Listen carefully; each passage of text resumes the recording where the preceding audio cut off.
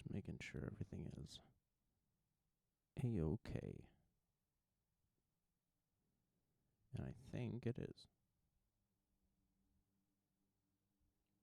Which is pretty dang cool.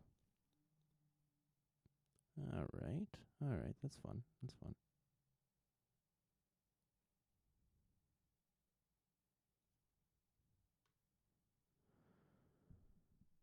Do, do, do, do, do, do, do, do, do, do. Do, do, do, do, do, do, do, do. That's cool. Okay, so I got my work cut out for me today because the capture software for that I'm using for this OBS, there isn't really a smooth way to play a game that uses multiple windows, such as Magic the Gathering Online that we're doing today. So what I'm gonna have to do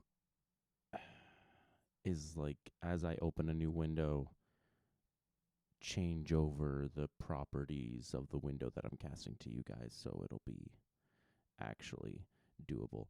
And I may have to like faff around with the size, kind of like this, but oh man, it's gonna be interesting.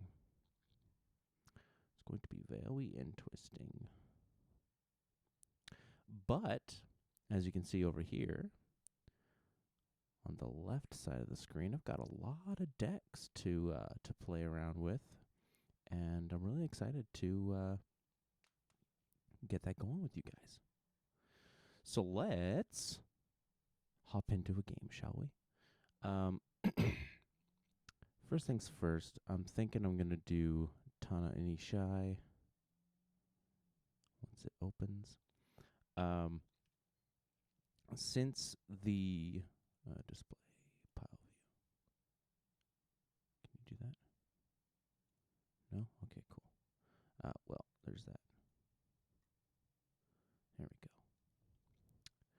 So yeah, the video for this one is on YouTube. It's got its own little deck tech. I did a deck tech for this deck. Having said that, the deck has changed a little bit. Obviously, we're running some serious power. We've got a top end that betrays, just for the jank of it, honestly. Running, what else do we have here? Kaikar. So because I have a collection on Magic Online, and because instead of Paper Magic, where if you want a Kaikar Wins Fury in your Tana and Ishai deck in paper, you have to go and physically buy a copy of it, unless you want to be one of those guys that has a catalog of what cards are in the binders, and you go and you move them around every game. I don't want to do that. So I don't even own a Kaikar Wins Fury, who is this guy right here. Cool guy, really good for this deck. It's not in my paper deck version of this, but because I own one copy of it on Magic Online, I can make any deck that runs Jeskai colors and play Kaikar in it if I really want to, which in this deck I really do. Arcane Signet is another prime example of that, because it is a very good card. It is an auto-include in pretty much every deck that runs 2 colors or more. But it's pretty expensive for paper Magic. And not only that, Magic Online cards are usually cheaper than their paper counterparts. Like, I want to say It That Betrays is upwards of $10, $17 or something like that. I think for a paper version, I think I paid like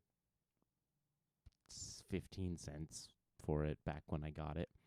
So it's very, very cheap to play on Magic Online. Obviously, some staples like Sol Ring, Mana Crypt, Mana Vault, all that stuff they're going to be closer to their counterparts. I was looking at it on Card Hoarder, and I believe the cheapest Soul Ring they have right now is $17, and a paper Soul Ring is $20. So not much cheaper. But once again, you don't have to buy. You only have to buy one Soul Ring on Magic Online to have it included in every single one of your decks. So even though it's a similar price tag, you're not buying if you have like 10 decks like me. Like I have 9 EDH decks in a little cubby. I wouldn't have to buy 9 Soul Rings and pay upwards of $180. No, I'm not doing that. Not for 9 pieces of cardboard. So yeah, that's the kind of thing. If you are looking to get into Magic Online, which I recommend you do, especially during this quarantine, I live with only my girlfriend Jen, and she does not play Magic. She has no interest in playing Magic. She's tried, and she's determined that's just not for her, which fair. We have tons of other things that we do together. But she is not at all interested in Magic the Gathering in any sense. So my only hope of playing and continuing to play Magic is either to play Go Fish with myself on the kitchen counter and just whatever, or play actual games of Magic on Magic Online or Arena, which I don't like standard. So yeah, there's that. But this is good. This is good. As you can see, I've got some newer cards from where is it? Mythos of Illuna. Woo! Come back here. Real good card for this deck, especially. But yeah, you can do trading. You can purchase cards on Card Hoarder. Obviously, if you are not an essential worker and you have been laid off due to this quarantine, I don't recommend that you buy into Magic Online right now, even though it is super cheap. But if you are an essential worker or you do have supplementary income of some kind and you want to get into Magic, there are, like, if you have a camera set up, you can Skype call someone. I don't.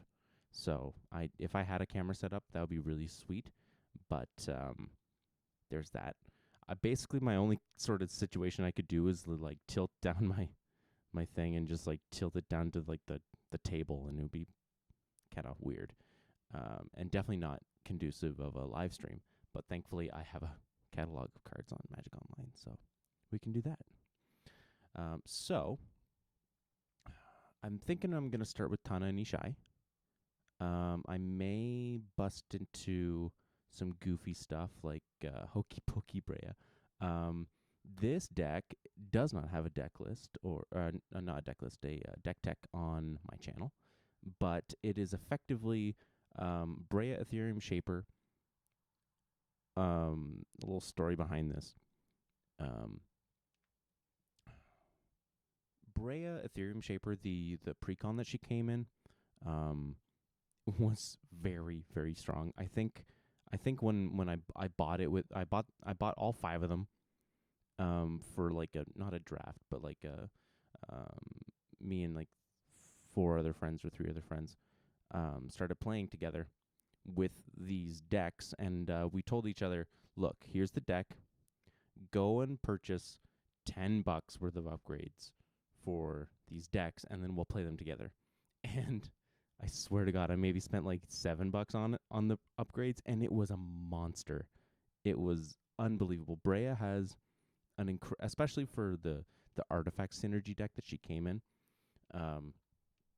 She is such a grindy commander when you play her in a reanimating artifact grinding station sort of deck, that it's just really hard if you don't kill her, and if you don't bring him down to 0 HP or hit points in 1 turn, Brea just gets right back up. It's ridiculous. And if you don't completely wipe all of the board, even if you do, she just builds it back up again. It's crazy. There's so much artifact reanimation. So my play group was like, after a few games of that, they were like, okay, Brea is too strong. We play something else, please. Which, yeah, I don't want to scare away people that I play with in my playgroup. So I came back to Brea about a year or so later and built her as enter the battlefield sort of deck. So although there are a lot of like Vindicate, and obviously I don't have a Vindicate in paper, but I do own this deck in paper. Um, Running a lot of weird enter the battlefield synergies. So we've got like big boys that come in and just enter the battlefield and do a massive effect, like Tyrant of Discord here. And obviously Brea herself, when she enters the battlefield, she makes 2/1/1 Thopters. And if you want to pay 2, you can basically look at her as a 6 mana creature that enters the battlefield and does one of 3 things: deals 3 damage to a player, deals gives a creature -4/-4, or you gain 5 life. Or pay 4 and just get 2/1/1s, which is very good. There's a lot of creatures in EDH that do that and are very good. Perforos is a thing.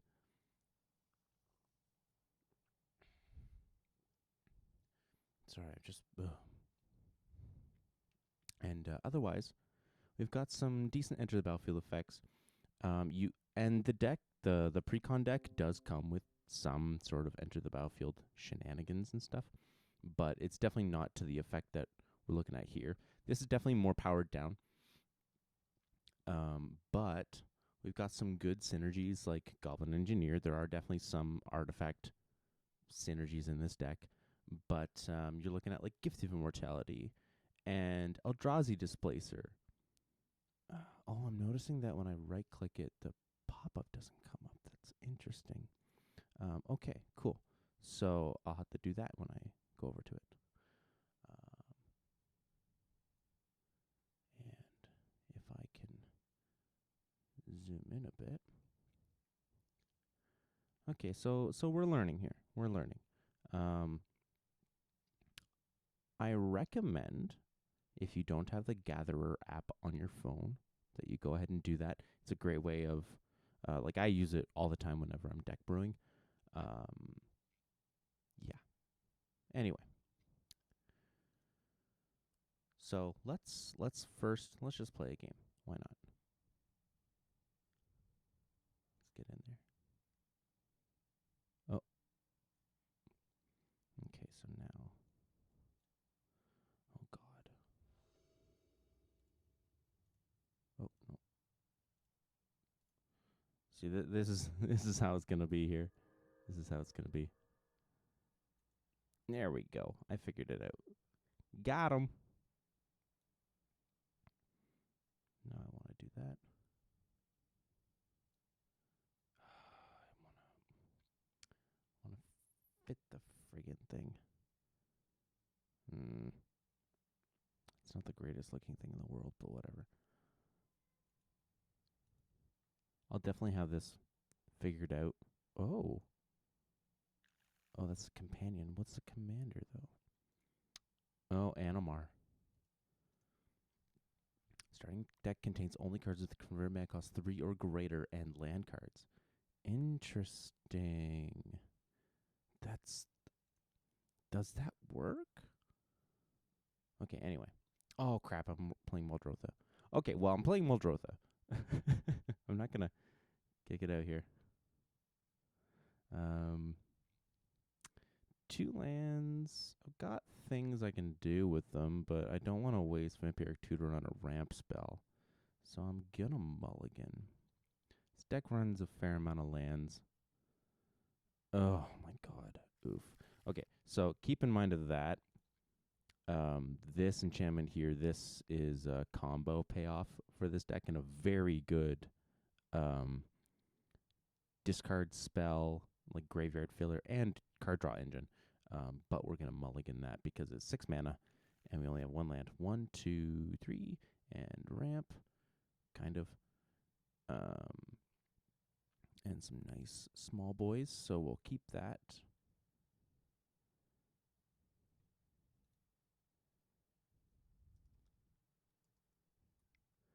They are contacting me. I'm going to mulligan that.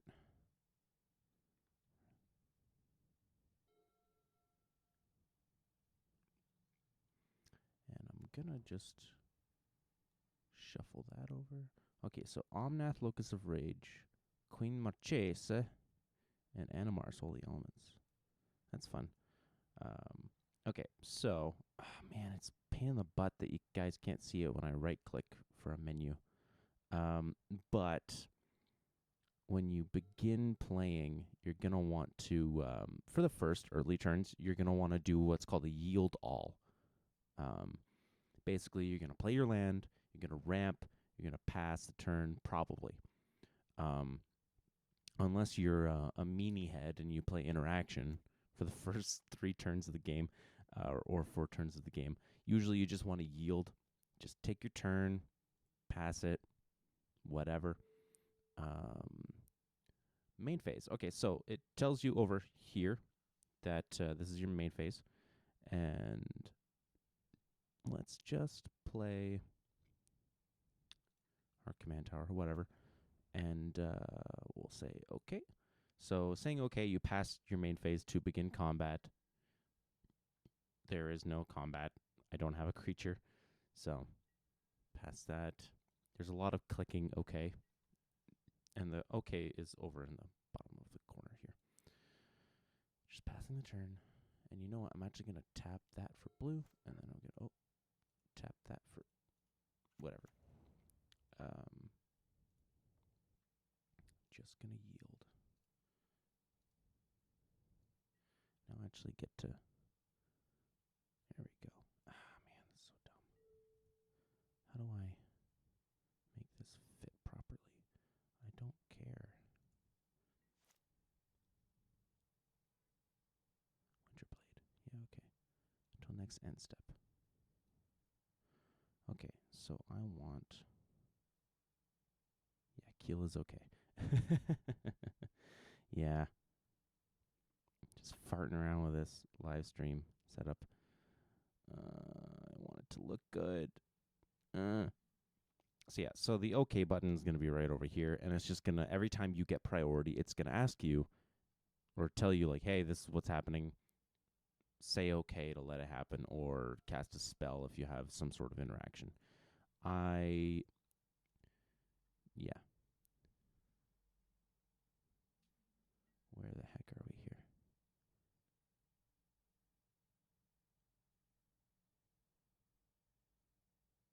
Blades and step, yeah, sure. So even when you yield all, it still tells you when end steps go. Whenever you have it marked. Ooh, Sylvan Library. Here we go. Omnath. Very strong. So I'm just going to close these up so that we can see our opponent's stuff.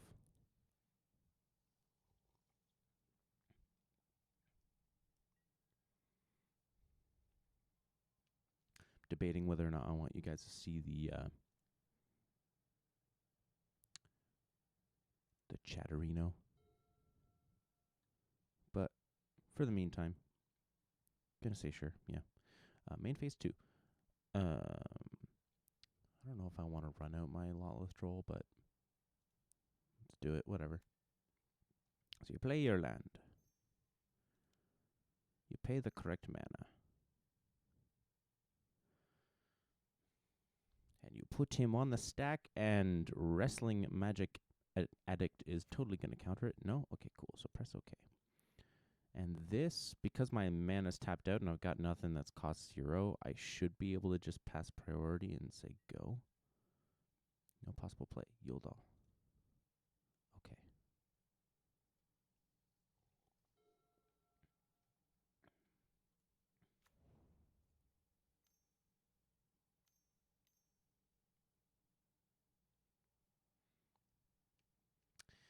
Annie.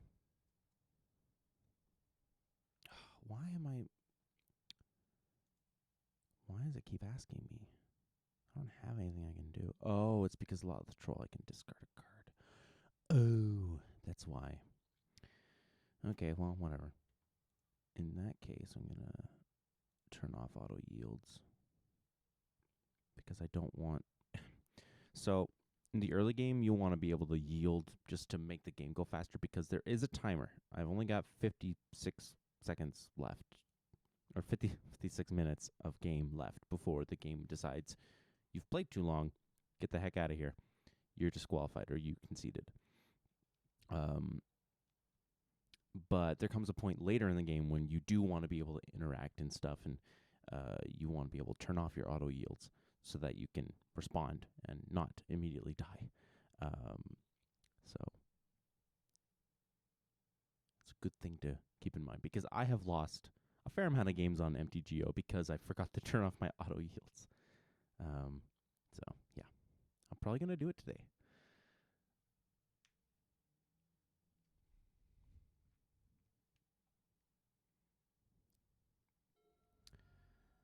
Gotta love Sylvan Library. It's a good card. That's why it costs a lot of money. Lotus Cobra, another really good card.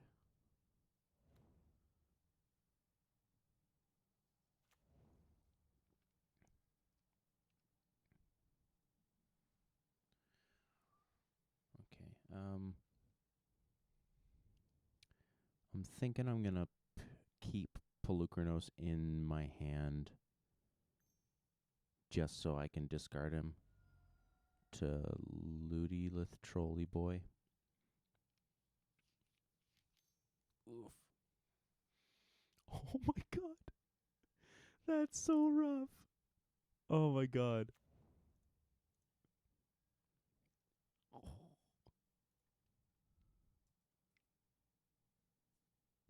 Wow.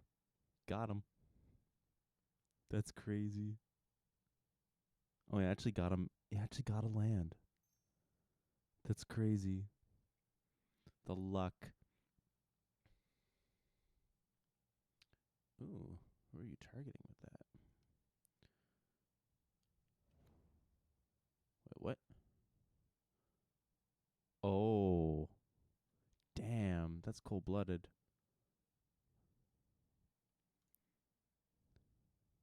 So he turned the guy's commander into a forest. Wait, no, a 0/4 tree folk. Oh, damn. That is rough. Okay. All right. It's going to be that kind of game. So what I'm going to do is I'm going to play Dryad of the Elysian Grove. So now all my lands tap for any color because they are every single land type, which is really nice. So he fixes you, and also he allows you to play an additional land on each of your turns. And he's an enchantment creature, which can be important. Not in this deck, but can be important. Let's say you're playing Enchantress or whatever. You only have a few tutors in the deck. You're playing white, and you have Idyllic Tutor. You can go get him, which is nice. So we're going to keep Woe Strider because Woe Strider's real good. Cryptolith Right, awesome card. Currently, if we play Cryptolith Right, it will net us back the mana we pay into it that very turn if we want to tap our creatures, which right now we don't, but whatever. So, mutate on... Why? Okay. I mean, I guess. It's a 0/4, though. It loses all abilities. What are you doing?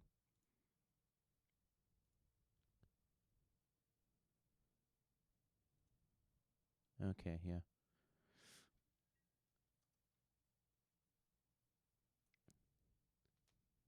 That's a big oof. Yeah. So cards like Lignify that do things like enchants a creature and turns it into a land, or turns it into a creature with no abilities or anything like that, is really, really powerful in Commander. Just so that, because I included, a lot of people do build their deck too much around their own commander. And if that commander dies a bunch of times and makes it uncastable, or otherwise cannot be used, the deck will probably fall apart. Um, I tried, like, this is not one of those decks. Muldrotha is really strong, and the deck does use it to its advantage, but the deck's win condition doesn't really care about Muldrotha at all. But a lot of my decks do. They really, really care about the commander, and if the commander can't hit the battlefield anymore, it's pretty rough. So with a case like, and Animar is one of those decks, right?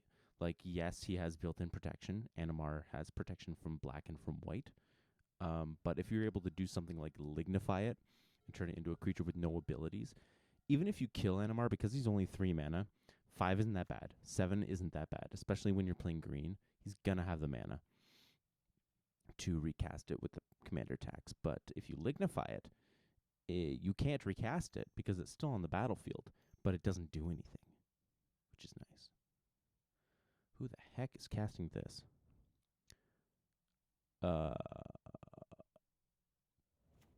That's kind of good. Wow, that's scary. I don't know why the enchantments do this. Like, Lignify should be over on top of return all lands. What? We have 1. That's a big mood, buddy.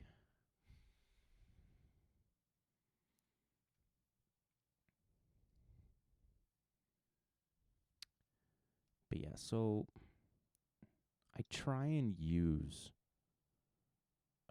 like whenever Lignify comes around, like I try, if I'm playing colors, I try and find reasons to fit those in, like those kinds of like commander silver bullets, like Lignify. There's other ones. There's one that turns them into a 0/1 beetle with indestructible. And that's it. That's all it can do. So 1, 2, 3, 4. You know what? I'm gonna be crazy. I'm gonna play Cryptolith right, and then Animar, Marchesa draws cards. Because we just drew Notion Thief. I really like that we just drew Notion Thief. I think I'm just going to keep up the mana for Notion Thief and just get him. So, yeah.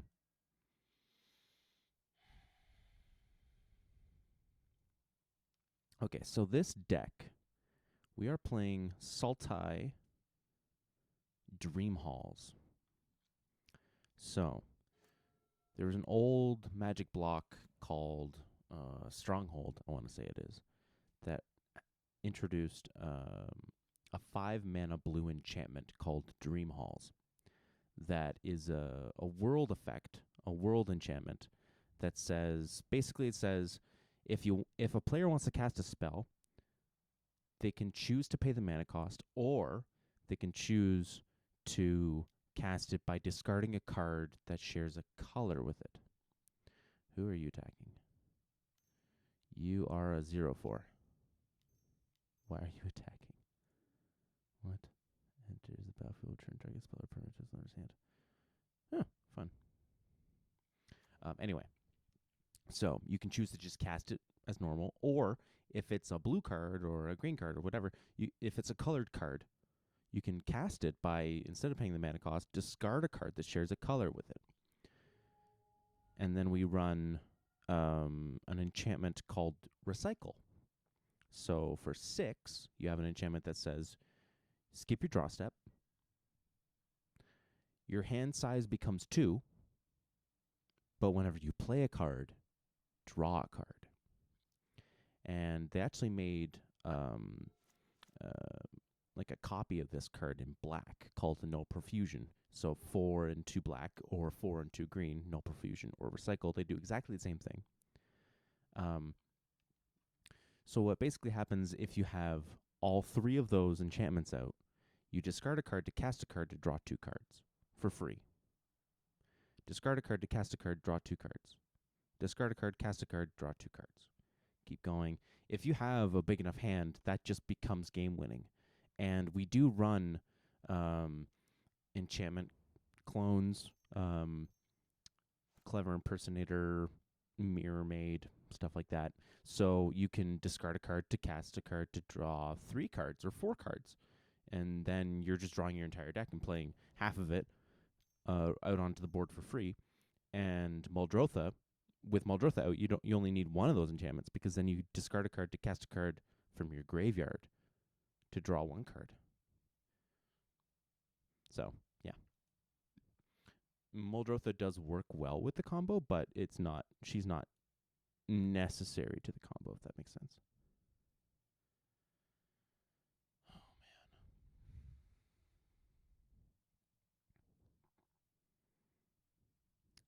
man. It's crazy.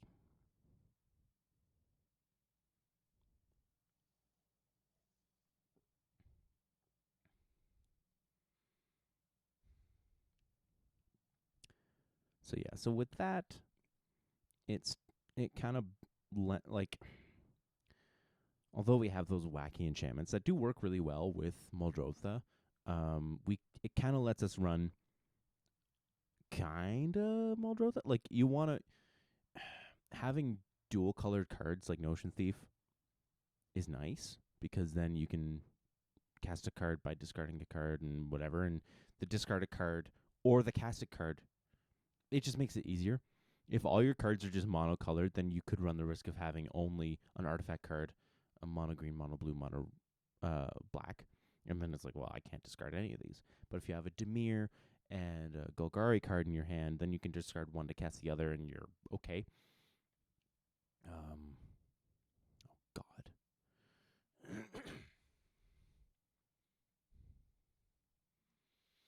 But who guy? Come on. So like, you kind of want to run. You basically take a normal net deck, Muldrotha deck, and then you just try and cram as many draw spells as you can into it, because you want to fuel up. And you also want to make sure that you run enough reshuffle effects, so that you don't just deck yourself and don't kill your opponents in time. So you can like play your whole deck, play half your deck, discard the other half, and then shuffle the half back in, and then you just end up going. You use something like Woe Strider to sacrifice necessary creatures and scry and all that nonsense. What? Oh, and that's crazy. This Lignify, bro.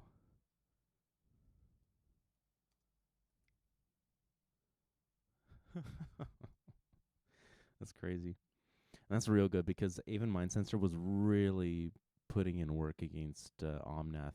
I'm sure Omnath runs every single fetch it can just to get the landfall triggers. So not being able to search your library for the necessary lands you need, pretty good. Pretty good. Yep. And this Lotus Cobra, man, he's making so much mana.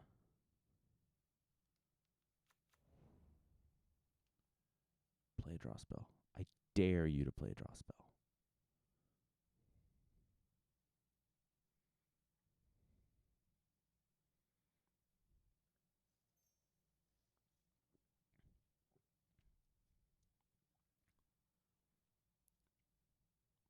Cool.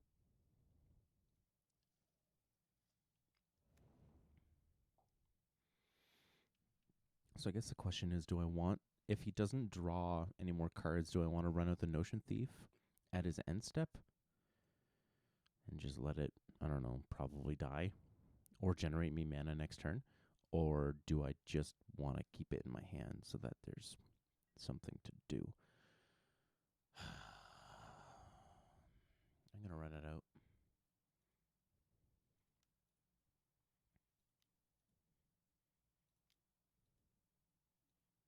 I'm going to run it out, whatever. Notion Thief. I probably should have hit him with that Sylvan Library. That kind of shuts off his Sylvan Library, actually. Main phase 1, 2, 3, 4, 5, 6, 7. I'm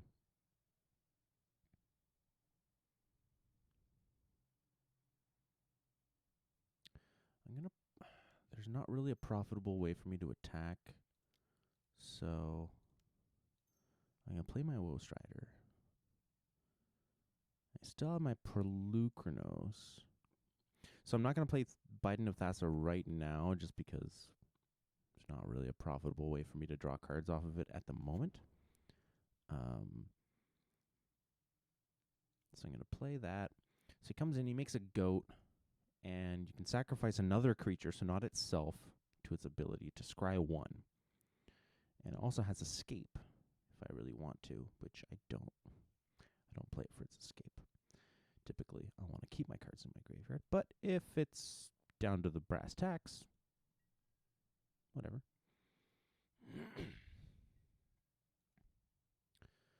Wish I was hitting lands. I mean, I don't mind because I'm playing creatures, but lands would be nice.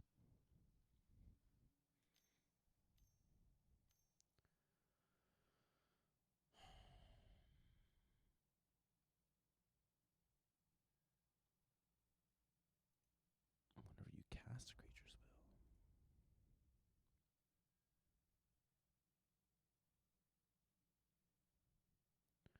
Wait, what? What has whenever you cast a creature spell? Oh, Animar. Oh, duh. That's an Animar. That's crazy. Yeah, mutate is so weird. Ugh. Like, I love it in a brewing sense and like how can I break this game sense. There's a few ways to do it, definitely. But in terms of like, man, it's so unintuitive. Super unintuitive. I want to pull this down just a little bit. Yeah, that looks a little better. I don't know. Just bullshitting myself at this point. Oh, man. What is this? X damage to target where X is the number of times the creature is mutated. So 2. 2 damage to any creature. To any target. What is going on here?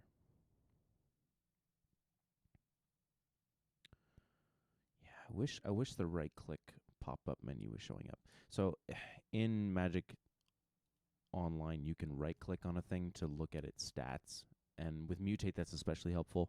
But right now, I don't know how to do that, how to make the pop-up show up. Oh my god, what is this?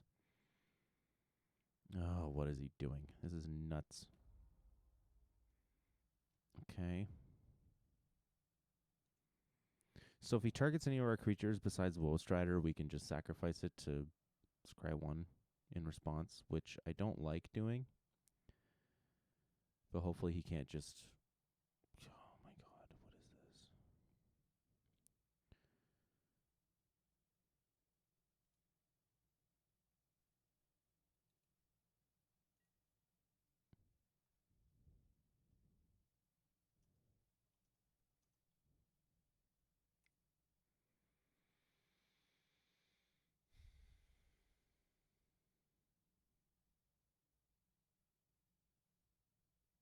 Oh, I'm stupid. Wake up, Aaron.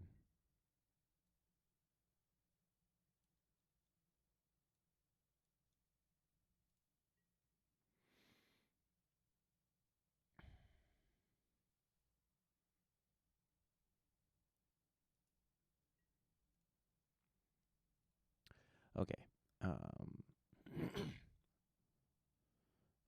I don't think we're the threat on the table, though, which is nice. Let's get rid of that. Marchese is still around. Still plunking away. Man, Queen Marchese is so cool. Oh, man. Is she going to get played? Duplicate. Still target non-token creature as long as exile crest. Wow. What's he going to hit? Omnath? What are you going to hit? What are you going to hit? It's weird that some pop-ups show up, but others don't.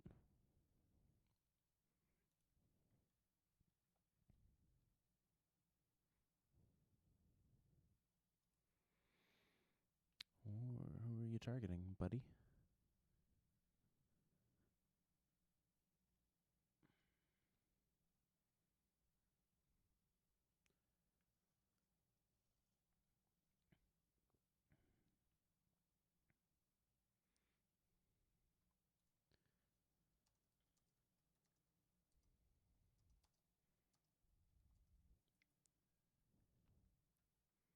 I mean, we're not lying.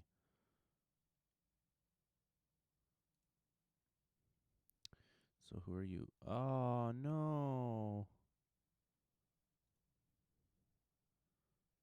Oh, you disconnected.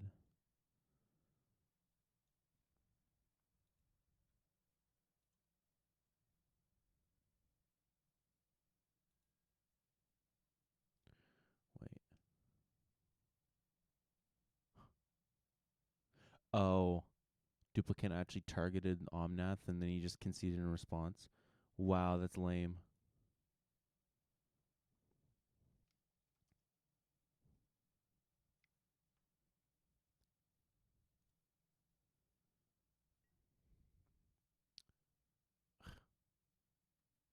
That's really lame.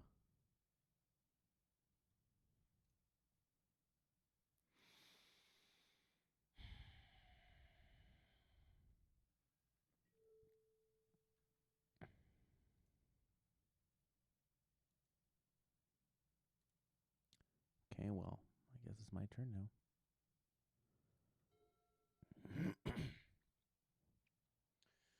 4, 5, 6, 7, 8, 9. Not bad. Not bad. 9 mana. Not bad.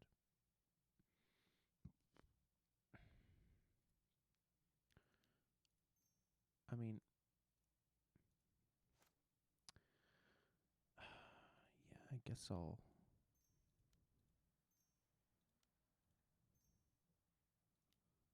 I'll play Biden of Thousand now.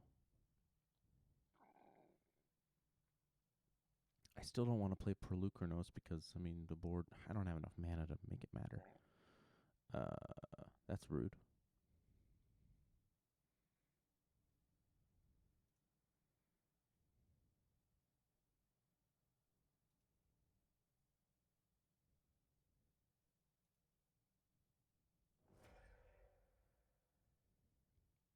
Ooh.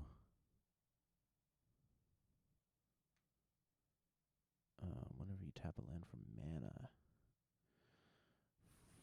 It's not that good, but drawing cards, though.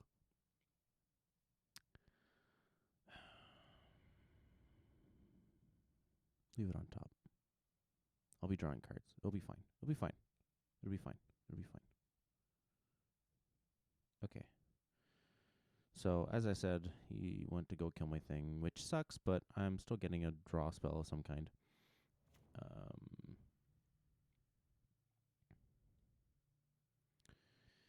And now I could attack him. This has got trample. And 2/2.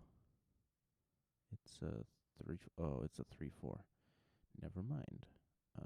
But I could force him to attack next turn. I wouldn't mind.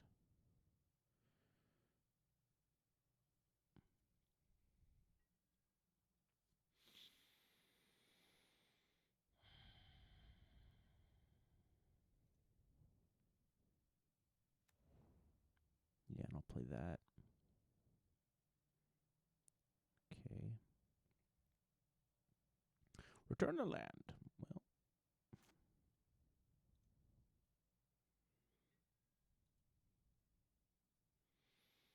So I don't know if I want to use Biden of Thassa to make someone tap out. But I could. And that's always fun. Oh my god. These are getting crazy.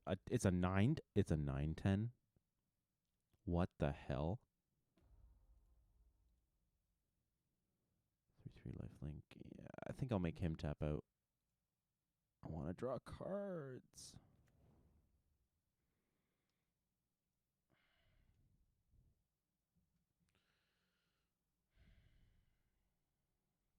Does it have trample? Protection from black.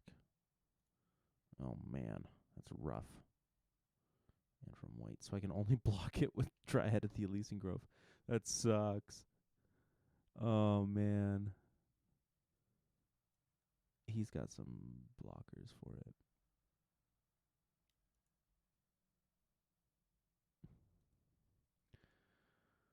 Oh, man. Mutate is so ridiculous. If you asked me, they should have made Mutate either a permanent type, like Enchantment Aura, Creature Mutant, or they should have made it a zone thing, like Oblivion Ring sort of thing. So like your creature is exiled, or it enters and exiles a creature or a stack of creatures, and then the creature that has the exiled creatures underneath it have all those stats. But because of the way it works, it's not a permanent. It's not in a different zone. It's not on the back. It's nowhere. It's in its own. I don't even know what it is, but it's very unintuitive. And look at this. Because if you ask me if clones should be able to copy the added effects of a mutate spell, I would have said no, that they wouldn't, but they do. And if the creature leaves the battlefield in certain ways, they follow it. In certain ways, they don't. If I cast, like if this stack had Animar on it, and then I cast a spell that specifically sends it to the command zone, the whole stack of cards go back to the command zone. You can't cast Porky Parrot from the command zone. It's not a commander. You can't cast Glowstone Recluse from the command zone. It's not a commander, but for some reason they go there instead of going to the graveyard like an Aura would do. Like, it's so stupid. It's really confusing. Like, you get some really cool synergies with it, but it's almost as complicated as banding. And part of that is kind of being silly, but at the same time, like, it's pretty complicated. Like, what happens if you mutate onto an Aetherling and your mutate is Illuna, let's say. It's your commander. Illuna, Apex of Wishes, is your commander. You mutate onto Aetherling. You give it unblockable. You hit your opponent. It's an Aetherling. It's not Illuna. Illuna is mutated underneath it, not on top. It hits your opponent. It deals commander damage, even though it's not Illuna. It's really ridiculous. And if that Aetherling exiles itself and returns that next end step, what happens to Illuna? Well, it follows it to exile, and it follows it back into the battlefield. Why? Why does it do that? If it was an Aura, it would get, like, Aetherling would exile, but the enchantment would fall off and go to the graveyard. Like it should. Like, mutate is so ridiculous. If I bounce that card, if I bounce this stack of mutate, whatever the hell's, back to his hand, they all go to his hand, so you can just redeploy them. It's ridiculous. It's bulletproof. And another Spark Double. Or another clone, rather. It's ridiculous. Like, as much as I love the idea of breaking it, no, I don't like it. I don't like it. Having copies of your commander on the battlefield is ridiculous. Like, each of these have way too many abilities. Where's the other one? And then there's this Karuga, the Macro Sage. Like, what? Whenever it enters the battlefield, draw a card for each other permanent you control with converted mana cost 3 or greater. He has 16 cards in hand.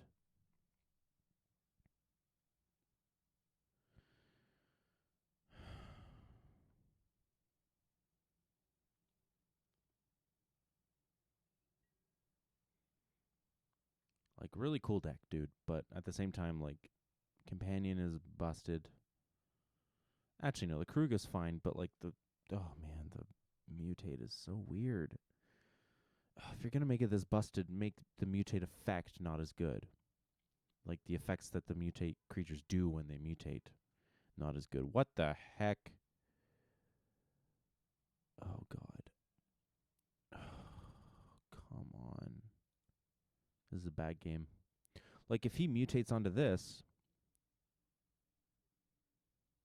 he can just give a random creature Annihilator 4 and Indestructible. And then he can just copy it. And he can have a horde of friggin' things.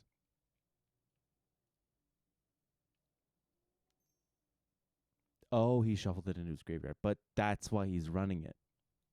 Is so he can play it and then mutate onto it. And then that mutate creature isn't legendary, so you can then make a clone of that, have a bunch of Annihilator 4 Indestructible bull crap things.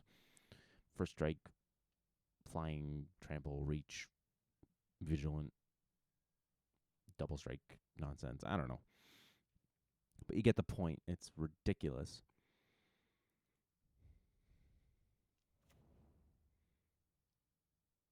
And I mean, my deck just wants to play its entire deck in all in one turn, but still. It's so crazy these days. You kids these days with your mutates and your goat tokens and your full art lands. I shouldn't say that. I started a Tarkir block, so full arts have always been a thing for me. Ooh, Iroas. That's fun. That's not really that impactful, but whatever. And Mogus. What? Is this God Tribal? What is this? Oh, it's too bad he didn't have any more devotion.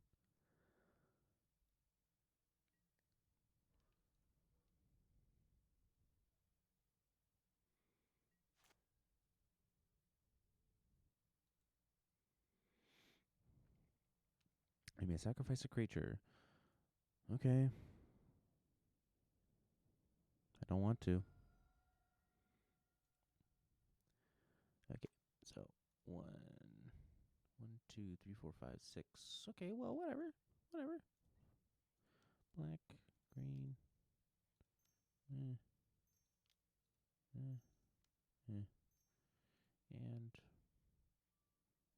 black. Cast Zendikar Resurgent. Whatever. Draw all the cards. Like, I'm not doing much. That's the problem. Like, he's going to go bananas. How big is this anyway? It's a 13-14 parrot.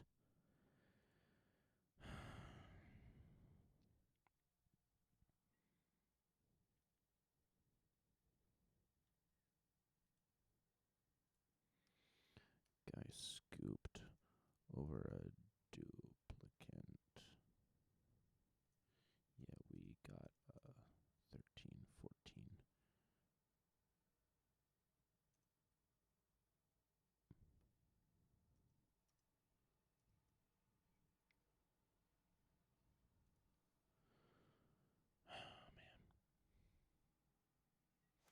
Like, if you can't handle your duplicant, a guy casting duplicant on your commander, like, I don't know what to say, buddy.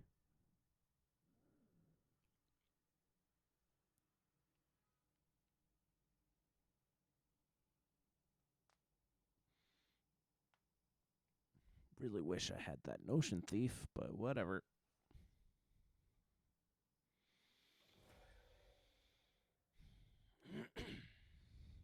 I mean, next turn I definitely could have it.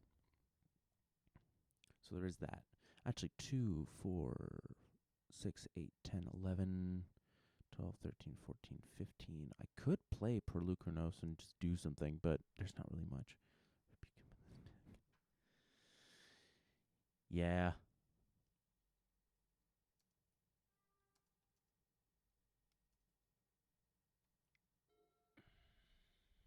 He has no idea. If I was going off, his would look like nothing.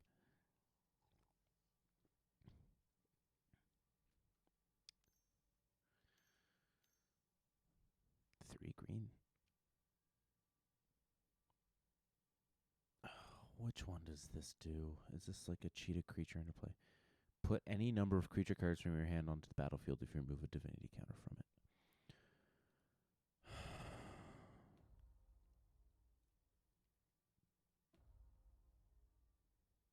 All right, cool. I mean,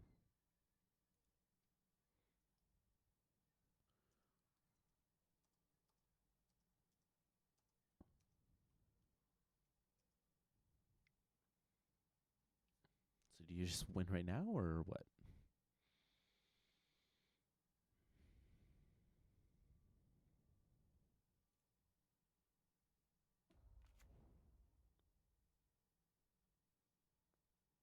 You can't? What? How?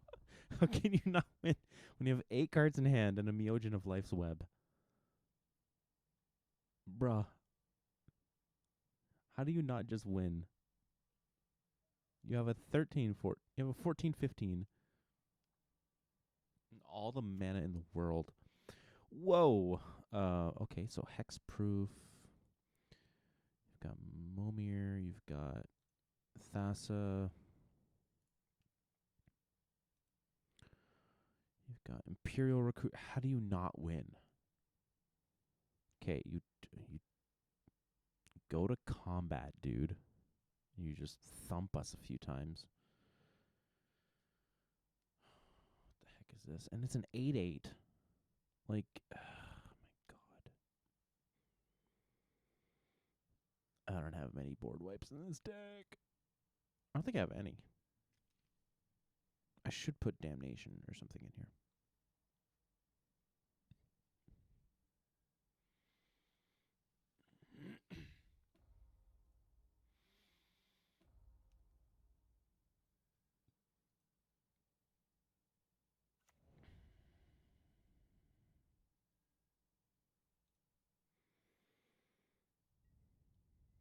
Okay, guy. Go to combat. We've got some big boys. Are you... Bruh. You should be attacking with these. One's a 14/15, a 15/16, and one's a 10/11. Like, you should be attacking with them. Exile target creature, of course. Solid Simulacrum. It's a good card. And all those creatures have hexproof. It's ridiculous.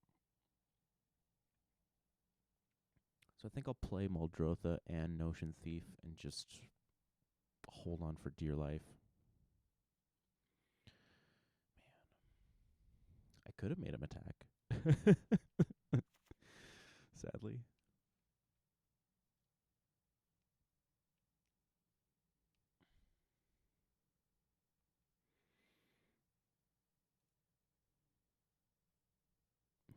All right, Winterblade. Pull a board wipe out of your ass. You're MODO. You have to have a board wipe in there. Oh my god.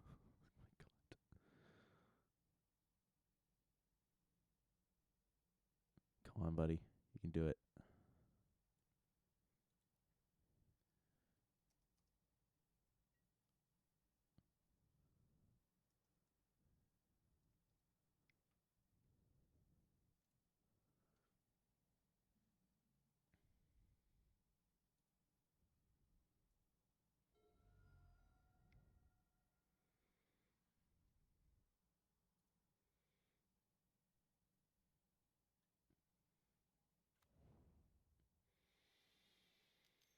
Man.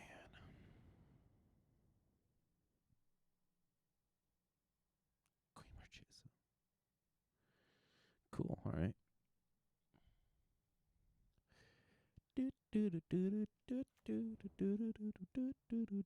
Well, that's a good deterrent, actually.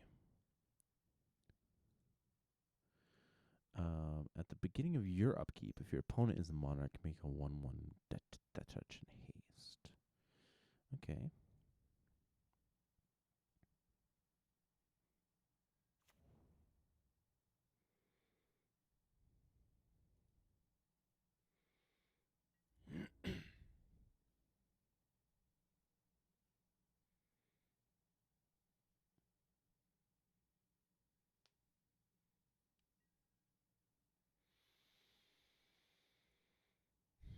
Wrong cards.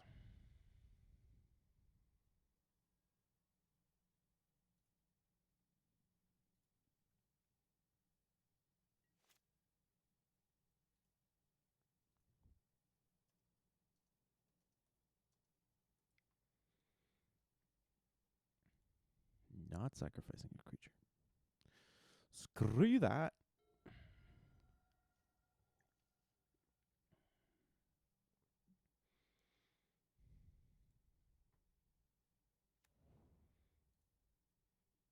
Oh. Ooh.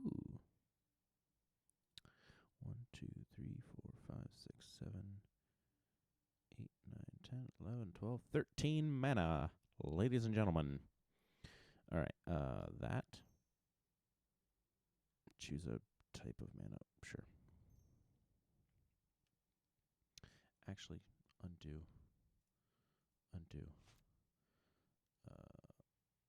Black, green, blue. Muldrotha. Do it.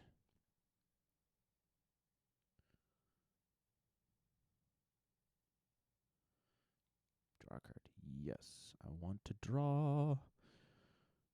I want to draw the cards.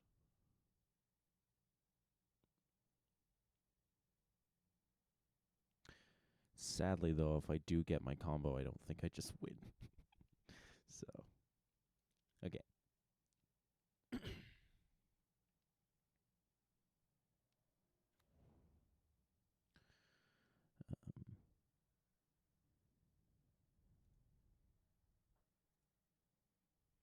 Black, blue for Notion Thief.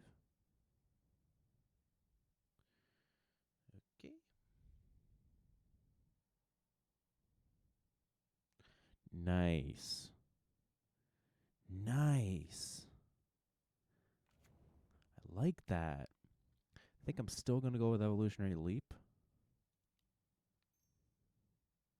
Green. And play that. Pay 1 with the blue. Evolutionary Leap. Nice. You know, I think I'm going to use it on... Yeah, the goat, whatever. Big money. Big money. I don't even know what I want to hit, but big money. Loaming Shaman. That's the worst. Ugh. That sucks. Whatever. Okay. Okay, so now I can sacrifice creatures. I'm not attacking. I can tap. I can block a creature. I can put up a block to then tap with my blocker to add a green and then sacrifice it to then go get another creature card from my deck into my hand, which is nice. I've got Alter Dimension, so I have some sort of a win here. Possibly. Or I can just fill my graveyard a lot next turn if I get to next turn, because this guy has got a lot on the battlefield. Please sacrifice a creature. Oh, he sacrificed. Why? A creature. If this creature isn't a token, create a token that's a copy of this creature. Oh. Oh, he made a copy of Fierce Empath? That's really cool. That's really cool, actually. Nice. Gas for days. And he has what? 3, 4, 5, 6, 7. He only has 7 mana, actually. That's pretty surprising. Whoa. He's going to gain a lot of life.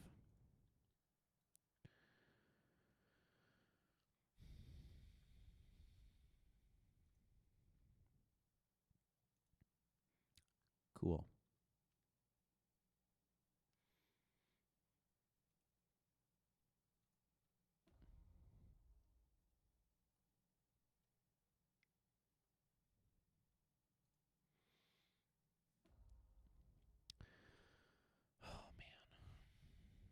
kind of wish he would just tap his parrots to deal damage to things. He's only mutated like 2 times, 3 times. Yeah, 2 times. Yeah, CGB triggers and synergy for 4 win. For the win. Yeah.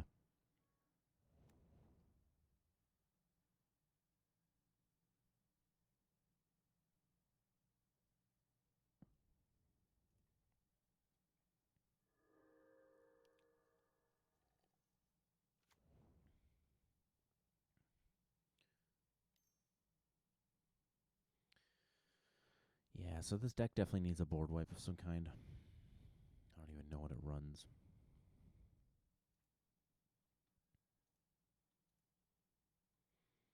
I can actually look at my collection here. Reduce or use Muldrotha.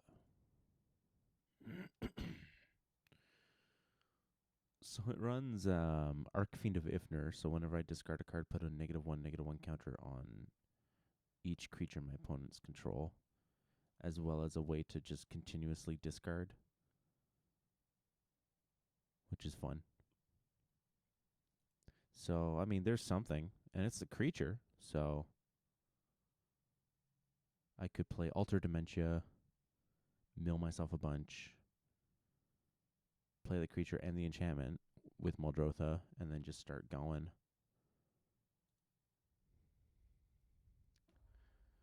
Oh my god, this is ridiculous.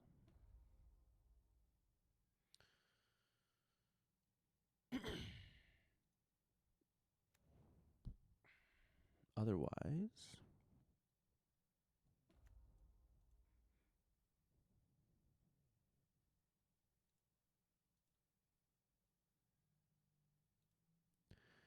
yeah.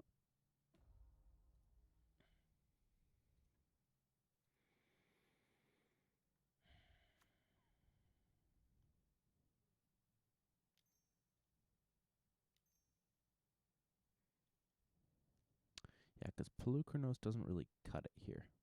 I could play Ulamog, but what does that really do? It gives me a indestructible guy.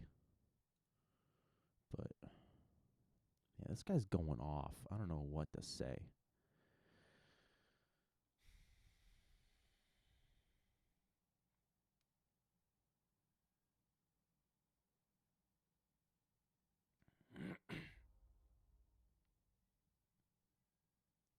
Casts a Luna.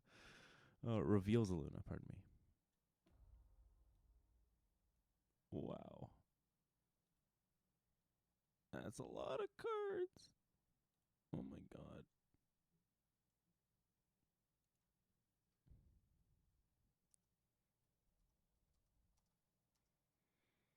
Okay, now do you just win? Because, like, I've wasted 40 minutes on this guy. Okay.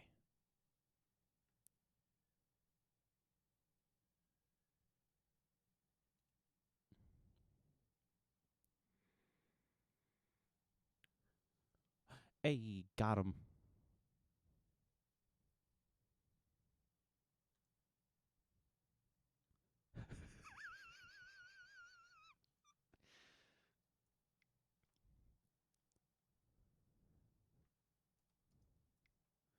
Got him. Did you forget about my Notion Thief, buddy? Oh my god. Wow, so many cards in my hand. No. Here you go for waiting. Thanks. 21 cards in my hand. Ooh, do I flash anywhere? Not flash the spell, but a card with flash. No, I don't. Was all staring at the screen to see if you would catch it.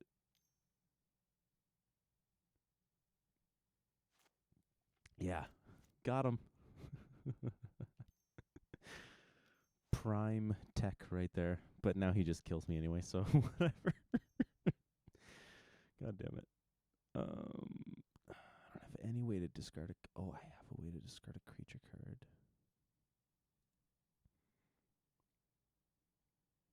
But I have to tap a creature to do it.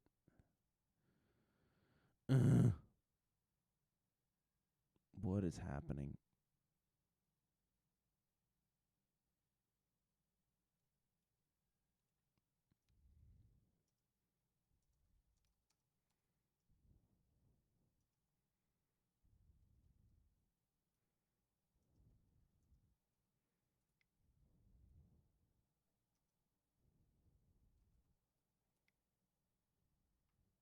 Yeah, I think I've seen enough. I think the writing's on the wall here. There's a lot of damage here. Yeah.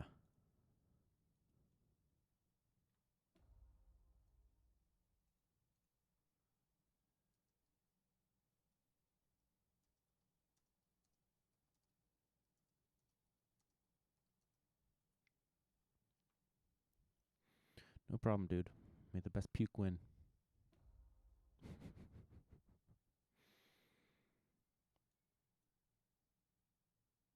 Let me kill you, please. I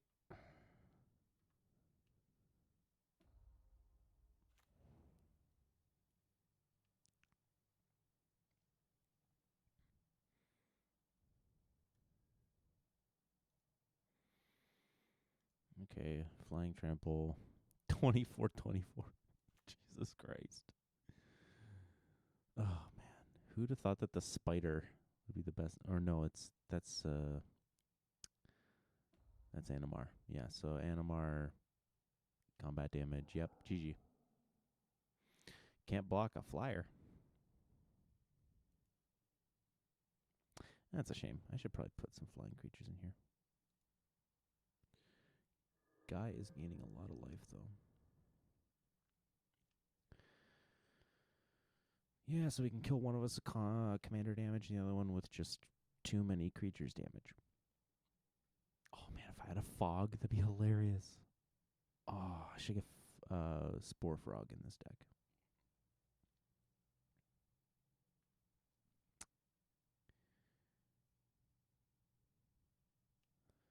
Cool. Who's attacking that? You're attacking me. Declare blocks. GG, mate.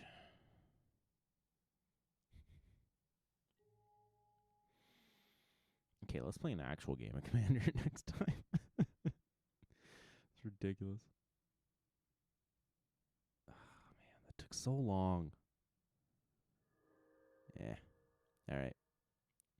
Peace. Okay, so now I gotta go into here. Properties. Do that. Okay. Okay, and we're back. So now I'm gonna try and play Ishai. So yeah, the as I was saying, the mutate mechanic is really ridiculous. And there's two commanders that I noticed had like some really cool one card synergies. Um, Vadrock, whom you can see here, combos ridiculously well with come back here.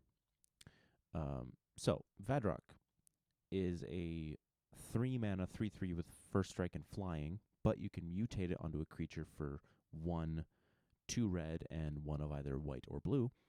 And when this creature mutates, you may cast a non-creature card with converted mana cost 3 or less from your graveyard without paying its mana cost. Note that it doesn't exile it, but that's not important. Just mutating it onto a specific creature. Mirror Sigil Sergeant. So for 6 mana, a little clunky, but it's a 4/4 with trample. But at the beginning of your upkeep, if you control a blue permanent, you may create a token that's a copy of Mirror Sigil Sergeant. So you'll need a blue permanent, because if you make it into Vadrock, which is a blue permanent, with these stats, you make the copy, and then the copy is legendary, so it has to sacrifice. So, but if you have a blue permanent and you mutate Vadrock underneath Mirror Sigil Sergeant, you can just start playing copies of Commander every turn. Every turn you get double the number of 4/4 flying first strike tramplers. You can win a game pretty quickly that way. Otherwise, there is Nethroi, Apex of Death, which also has Mutate, but is a 5/5 with Death Touch and Lifelink. And when this creature mutates, return any number of target creature cards with total power 10 or less from your graveyard to the battlefield. So you can just barf. I'm sure there's a bunch of almost like a Doran Siege Tower deck that's just like defenders that have 0 power. So if you have like 40 defenders in the graveyard, you just get 40 creatures into the battlefield. But this one's more of like a toolbox sort of thing, but it combos with Nakado Warpride here. So Nakado Warpride is a 6 mana 3/3 cat warrior token, or cat warrior creature, that when it attacks, it must be blocked by exactly 1 creature if able, which is a weird wording until you read the next line of text, which says, whenever Nakado Warpride attacks, create X tokens that are copies of Nakado Warpride and that are tapped and attacking, where X is the number of creatures defending player controls. Exile the tokens at the beginning of the next end step. So turn 6, you play Nakado Warpride. It has Summoning Sickness. It's a 3/3, whatever. Turn 7, which is lucky number 7 over here, you pay 7 mana to mutate onto Nakado Warpride. And then suddenly, you have a 3/3 with Death Touch and Lifelink that just gains you a bunch of life and probably nukes your opponent's entire board, which is really obnoxious. So yeah, there's that. Yeah, otherwise we got really cool stuff like Buried Alive and all that. But I'm going to play.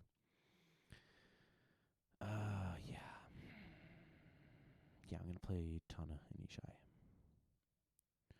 So change over the deck. Where is Tana and Ishai? Here we go. Submit. So let's create one.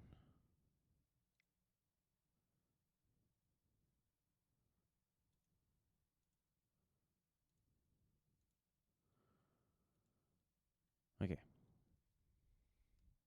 Hopefully someone joins our game.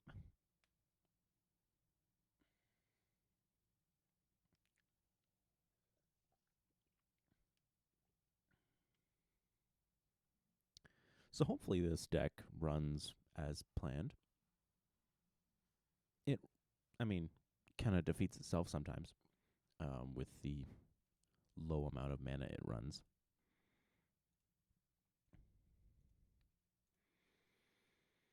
But who knows? There we go. Lucky number 4.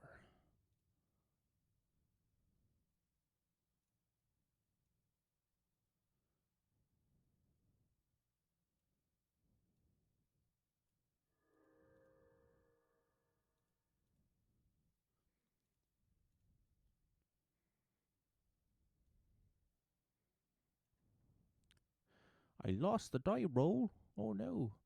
So, Sai, Master Thopterist, Riku of Two Reflections, and Nethroi, Apex of Death. Hey, look at that.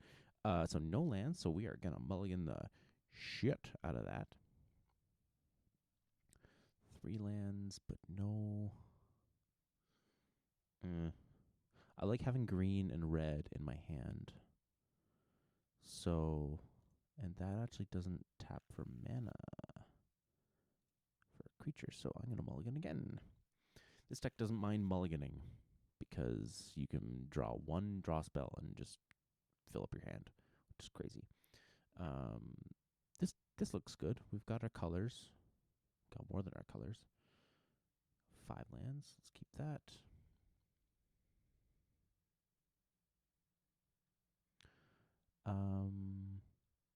Oh, the Bandit Lord. So play that. Play that. Play that.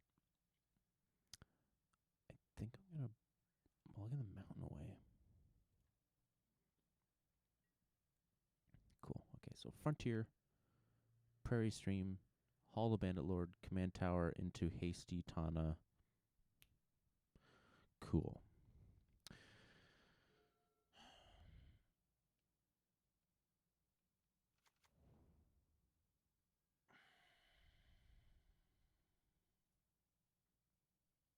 And who knows what we draw? Mythos of Luna. It's a pretty good card actually, especially if you're copying it with Inktrad or Nephilim. Especially when you copy it with Inktrad or Nephilim. It's a bit bananas. Clone effects are always good. So Frontier Bivouac.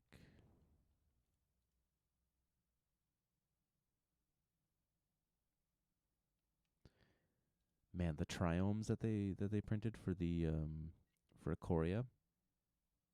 Man, I've been saying that we should get tricolor fetch lands for a long time. I was wondering what they were going to look like, but these look really nice.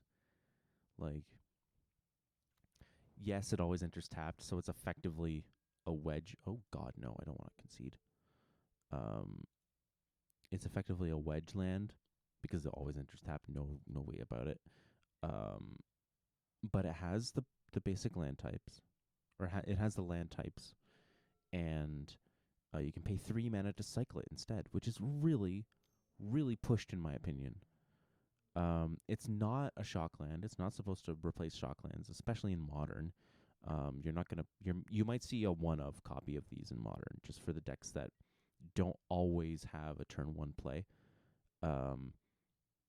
So that you can just, instead of shocking yourself needlessly, you can play that. But in EDH, you're not running like Windswept Heath and stuff like that. I mean, I wouldn't run Windswept Heath when there's the slow fetch lands like Bad River, Floodplains, stuff like that. And yeah, the triomes, like if you're playing a 5-color deck, 3-color deck, whatever, like they're really good. Like I'm playing pretty budget deck, pretty budget lands here. Like this is a dual land, but it's not a shock. Shocks are pretty expensive, but this is not at all. And we're doing fine. Like it doesn't matter.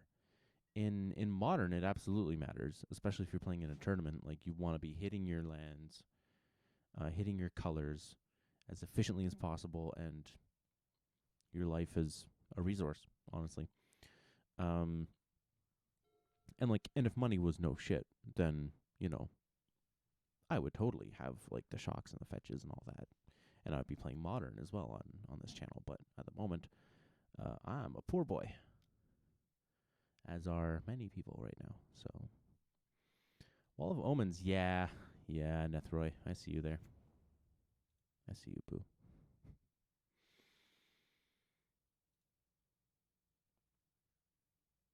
Yeah, I bet the Nethroid Defender deck is really good.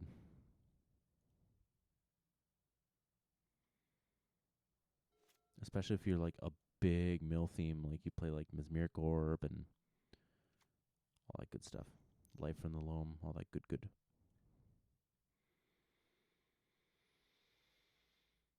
So let's just get rid of them all together, because I know who they are. Shiloh Force.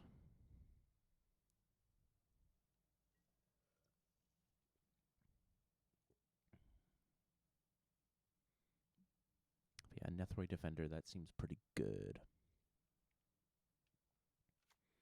I think my Nethroid deck is like Nethroid combo. I don't know. Nethroid control. Who knows? Oh, Ristic Study. God. What an obnoxious card. You want to win for that? You want to win? You want to win? I'm still going to play Hollow the Bandit Lord. Because if they don't play a blocker next turn, I can get in and make some sappy boys. Some Saprolingus. I would like to play Master Biomancer before playing Tana. So if everyone plays a blocker, but the blockers are under 4 toughness, then I'll play Master Biomancer.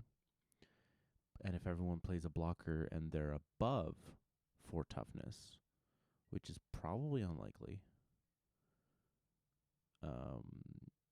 then I don't know what I'll do. Honestly, I'll have to figure it out. Hey, what's up? Yeah, but whatever. There's no one in the chat. Yeah.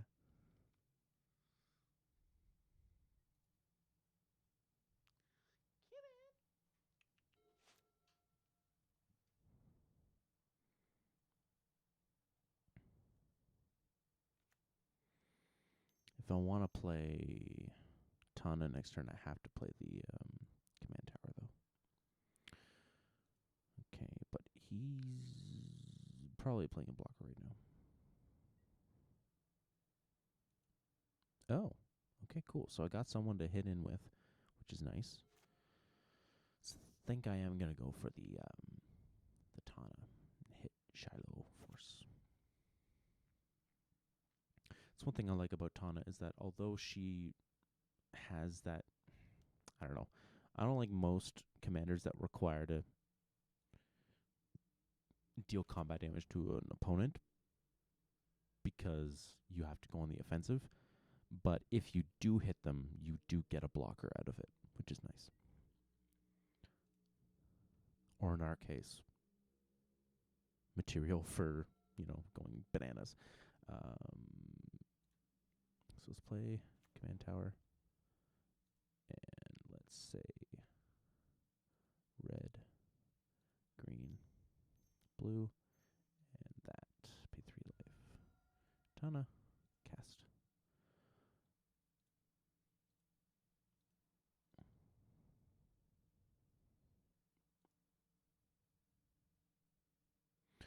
And she gets haste. Boy. No, you can have that card. I swear to God, if you counter her, I'd be so mad. Okay. Begin combat. Attack. Shiloh Force. Okay. Declare attackers. You're all tapped out, buddy. Don't you dare do anything. Declare blockers. Nothing.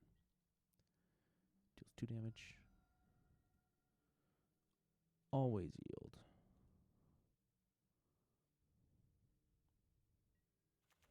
Feels good, man. Feels good to just get in there and do it. You know?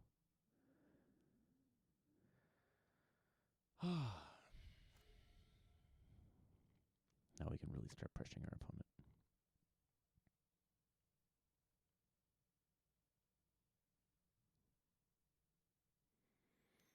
Wayfaring Temple, it's fun. So although this deck is mainly an Ink Treader Nephilim Zadahedron Grinder style deck that uses instants or combat tricks to draw cards and just do silly things, this deck also has another silly combo in it, which is Mirror Weave, which just turns you choose a creature on the battlefield, and all of the creatures on the battlefield become a copy of that creature until end of turn. It's an instant for 2 and 2 of either white or blue. So Wayfaring Temple just gets bananas at that point.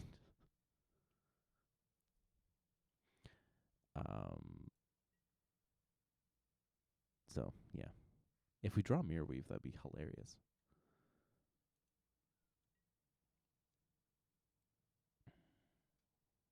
That'd be crazy, actually.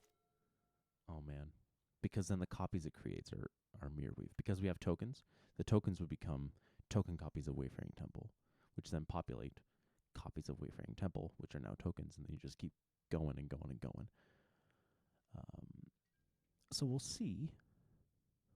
We'll see.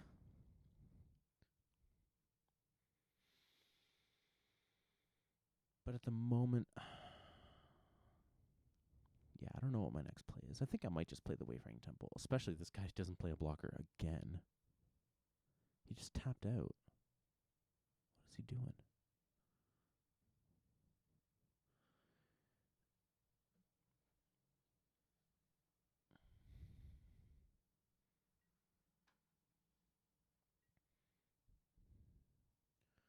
Dude, really?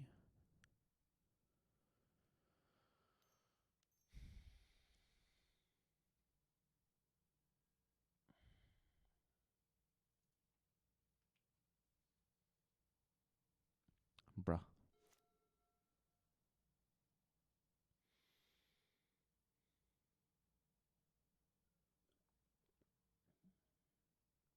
That's crazy.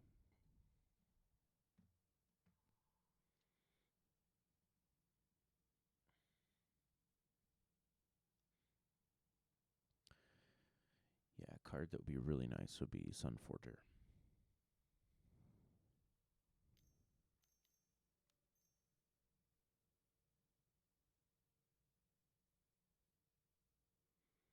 Terrain Dynamo, nice. Okay, big money. Come on, big money. Big money.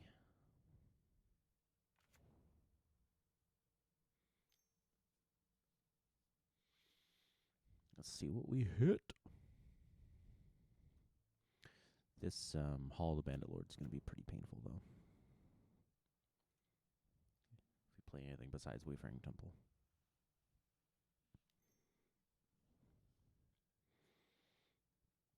Prismatic Lens. Oh, God. What is this guy doing? The tokens. The tokens. Okay.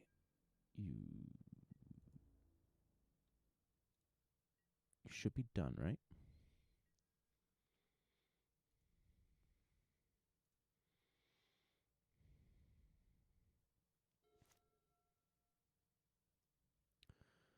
Okay. I think... Do I want to play Wayfaring Temple and just hit him and whatever?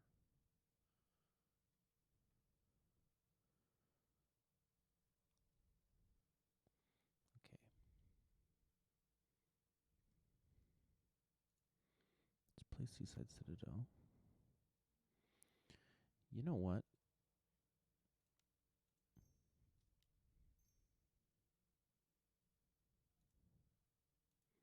Yeah, screw it. Whatever. Wayfaring Temple.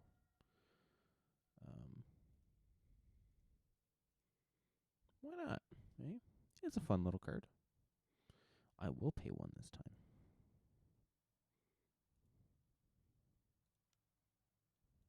Yes. Haha. Got him.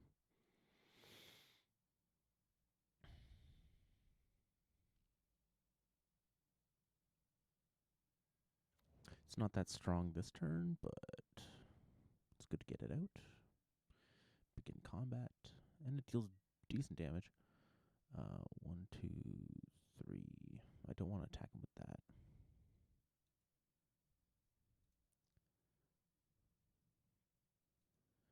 There we go. That's all I care about. So this time we're making 3 tokens. And he might block with the Wall of Omens. Probably will. He's got a reanimator in the command zone, so why not? The Wayfaring Temple's just going to get bigger. It's going to be like a 7/7 this turn. Declare blockers. Oh, really? Okay, cool. Take the damage, I guess.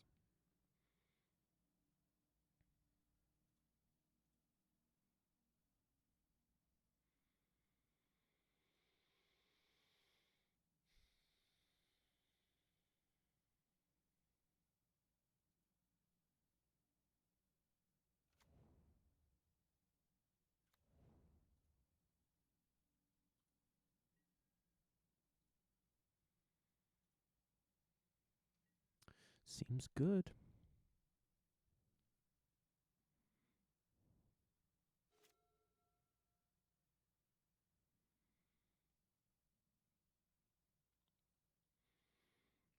And then next turn, I just play Master Biomancer.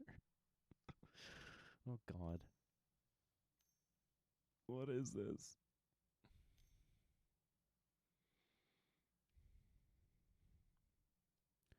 Solemn, nice.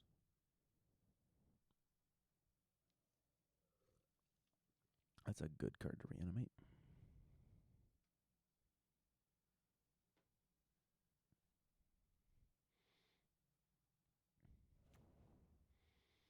Love the artwork on that card too. On that one specifically. It reads a little harder than the other ones, but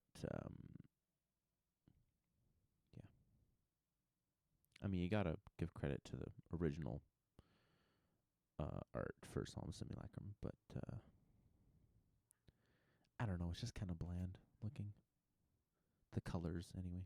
But that's just me. This one kind of pops more.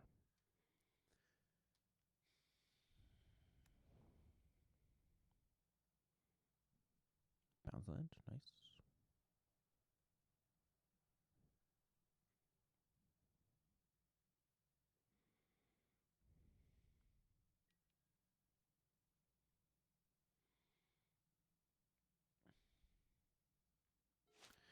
Yeah, I don't know what Silo Force is doing. I'm afraid he might concede soon.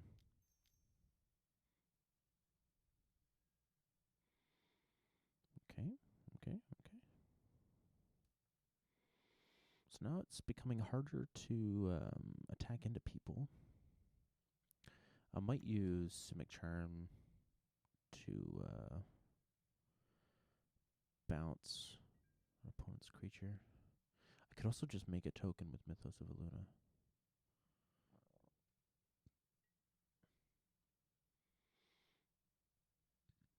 Tattoo of a token wouldn't be bad. Definitely wouldn't be bad. I can have it fight something. That could be cute.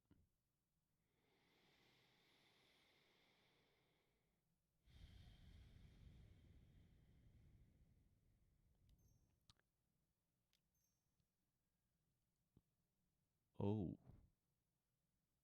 Okay.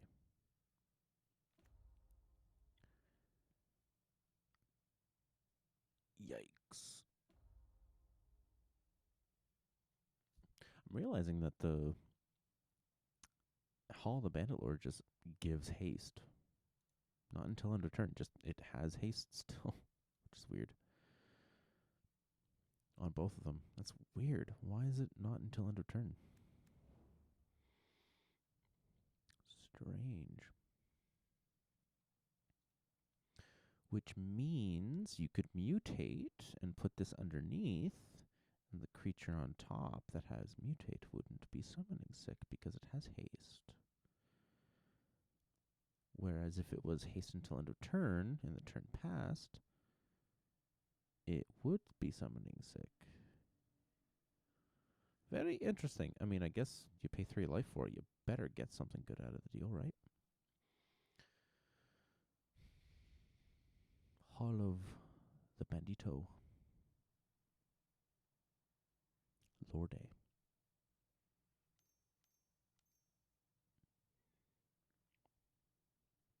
Guy, come on.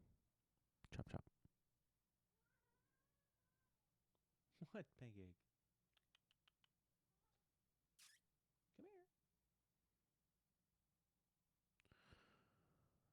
Ethereum. Master of Ethereum. That's a creature.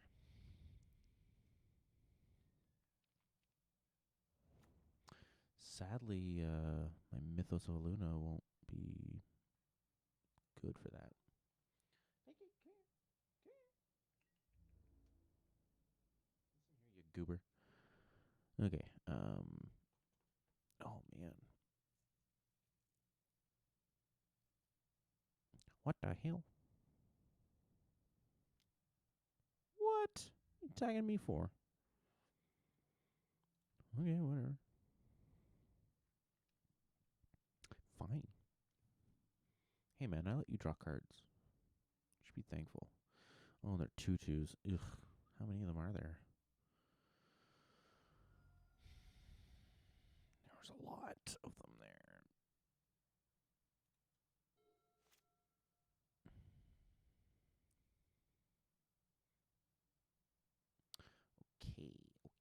Okay.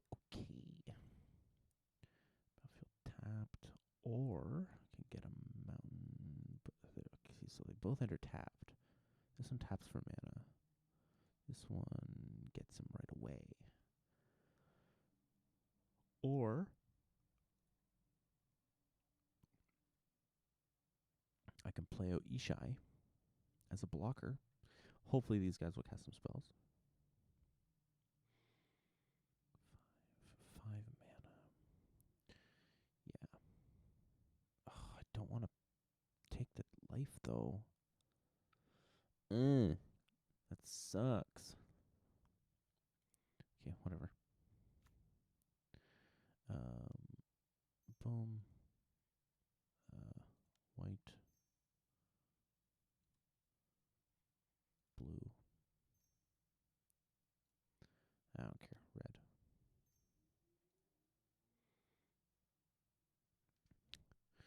Nothing better to do. Yeah, I guess I'll pay 1. Whatever. I don't want you to keep drawing cards.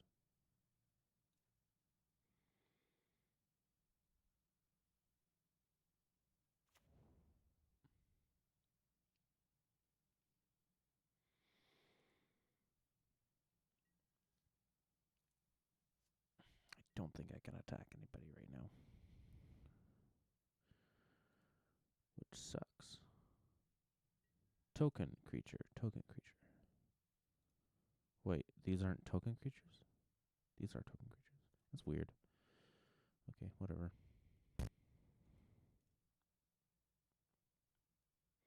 We're doing okay. We're doing alright. If these guys don't cast any spells, it'll be kind of funny. Like, if only one of them casts a spell, then I'm kind of pooched. But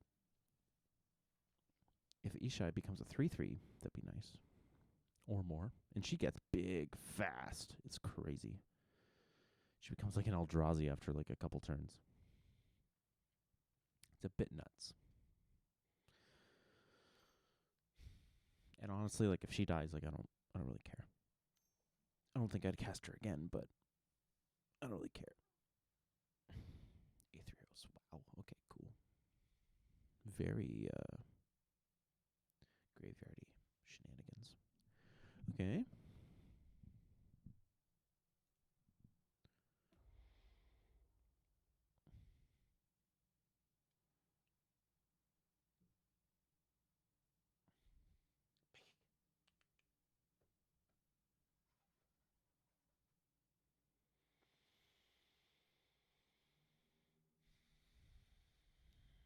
Play another spell.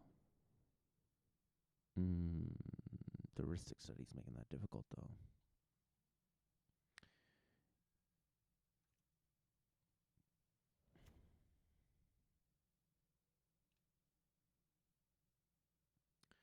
Actually, if Ishai's only a 2/2 when they start attacking me, do I really care?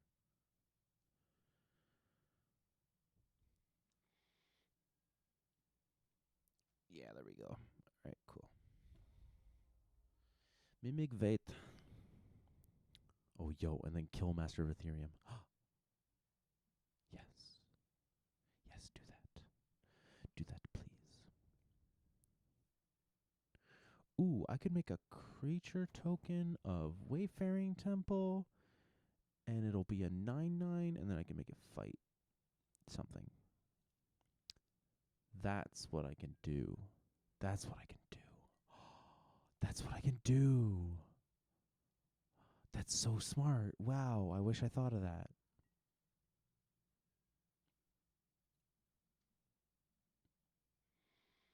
That's what I can do.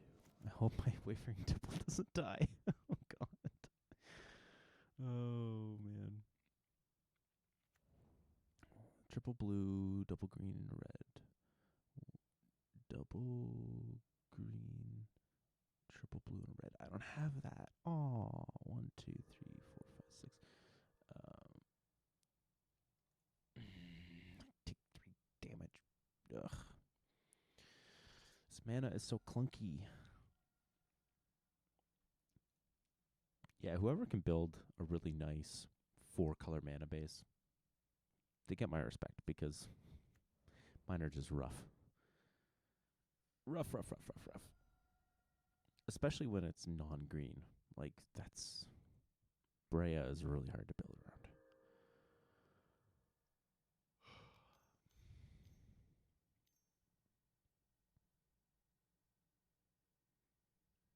Mana reflection? What the... Wow. Okay. Spicy. If you tap a permanent for mana... Oh, it's not a... Oh... Whatever. Wow.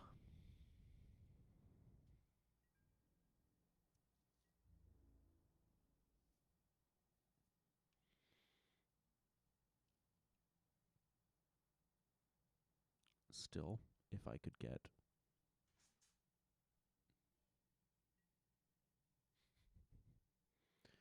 Still, if I could get a Mirror Weave, that'd be friggin' awesome.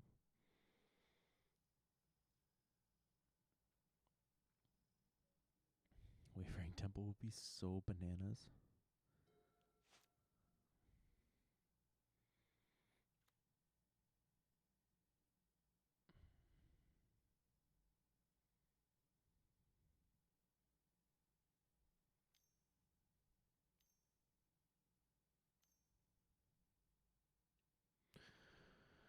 Cool, Gilded Lotus.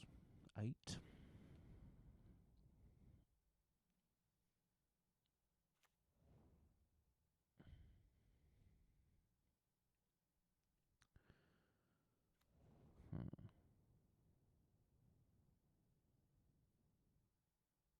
He's got 10 power worth of flying on the board.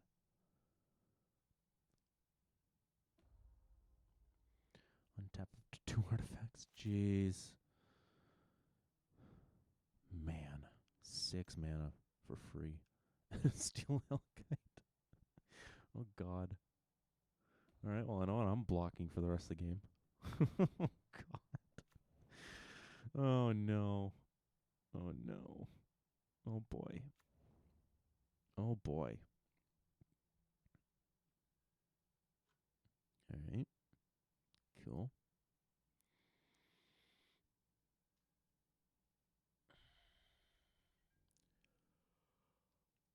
Oy vey. Come hither, young one. Wait, what? Oh, crap.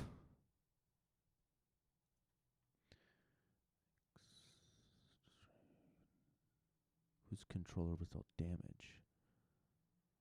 Ooh. Oh, oh, oh, oh, he's attacking me. Who's he attacking with that? Oh, God. Wow. This guy's greedy. Shiloh conceded. Oh. Yikers.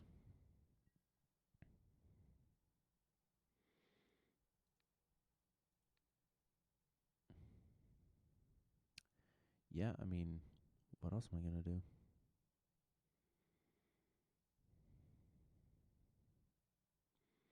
That kind of puts a damper on things. Because if he hits, even if I do my Mirror Weave thing, and I make a bunch of Wayfaring Temple tokens, he can just fly over them and pay 0 mana to kill them all. Which is kind of lame.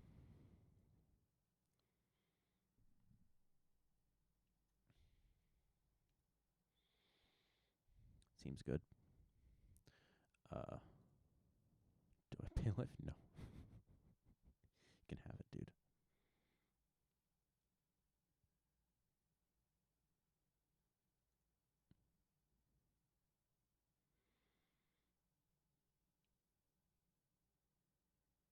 What's exile with that, though?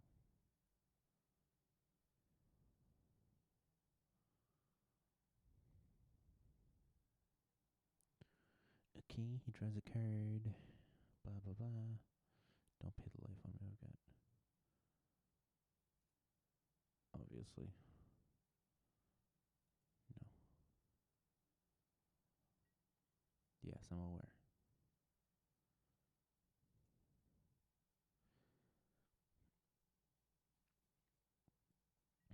Bro, even if you didn't have Mimic that, I'd give it back to you. pretty cool though. Soul Simulacrum underneath the Mimic Vat. Seems good. 1, 2, 3, 4, 5, 6, 7.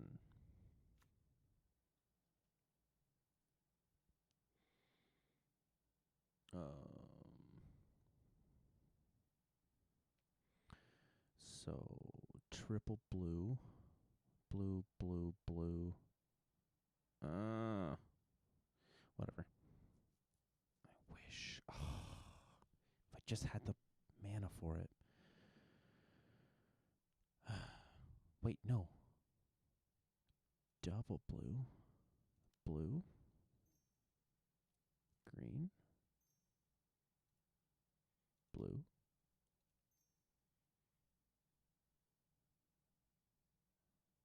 Red. Cast this. Cast. Choose target permanent. It'll be this.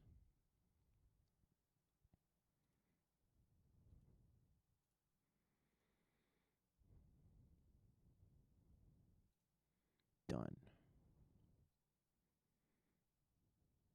Okay. Pay 1. Yup.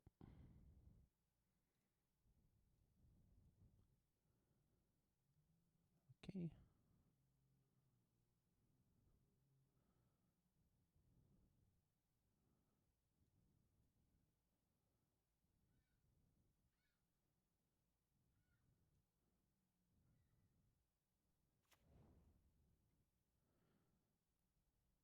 Fights up to 1 target creature.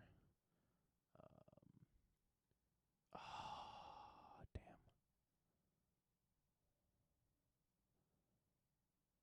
This.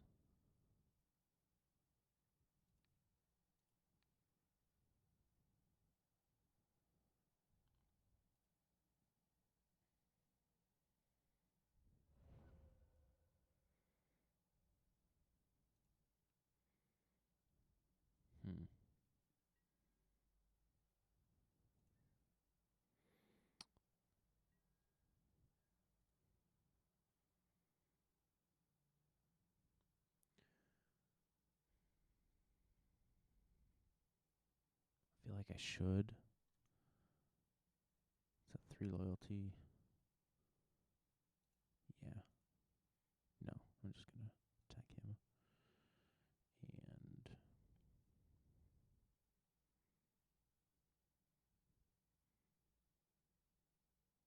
that's it. Okay.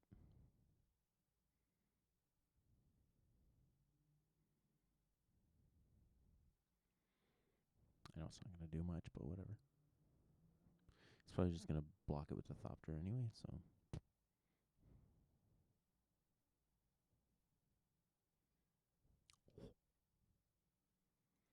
No, he's gonna block it totally. Why wouldn't you? What? What? You're letting me get it.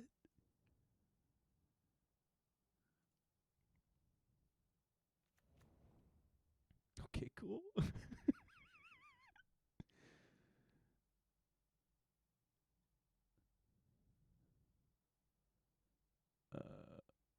Okay.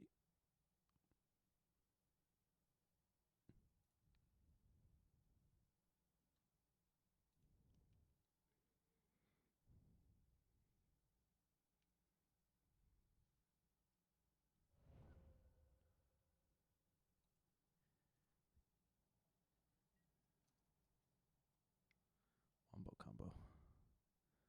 That's cool.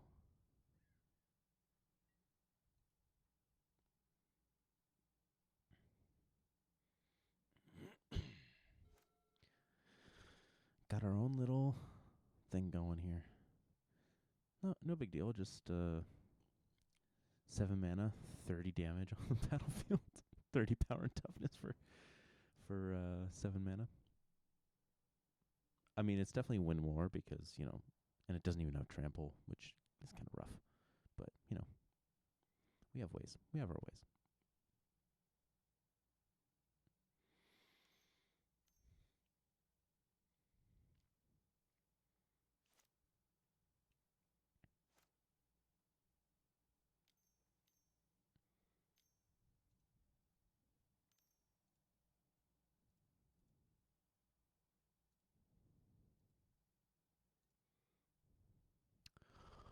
That's lame. Oh.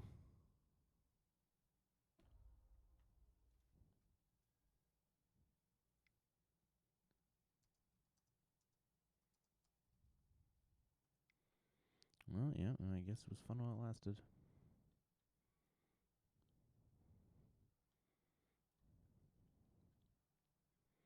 Destroy all artifact creatures and enchantments. Wow.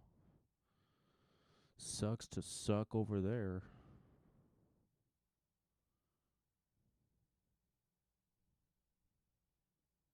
I mean, he keeps his Tezzeret, but... Oh, he should have a counter spell. Okay, no, he's just cracking Myriad Landscape.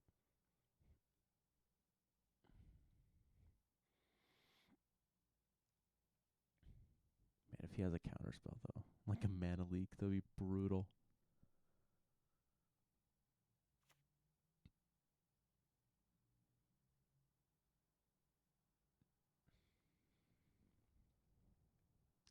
I'll happily accept it. So.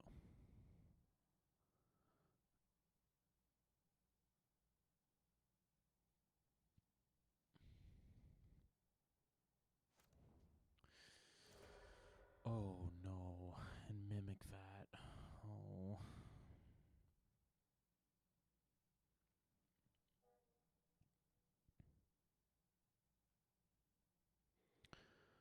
Oh boy.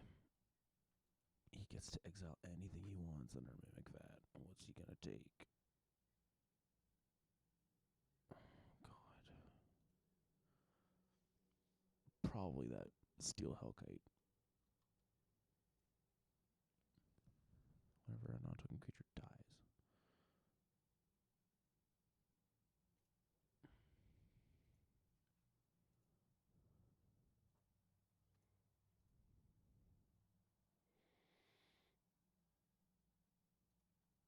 What did he take?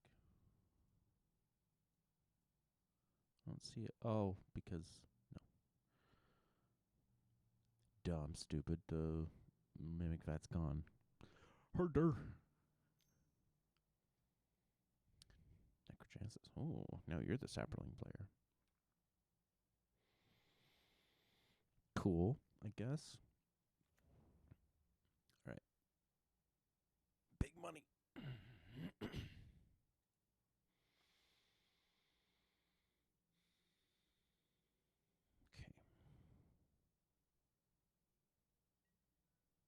Okay, so next turn I can play Master Biomancer and keep up Simic Charm, which is nice.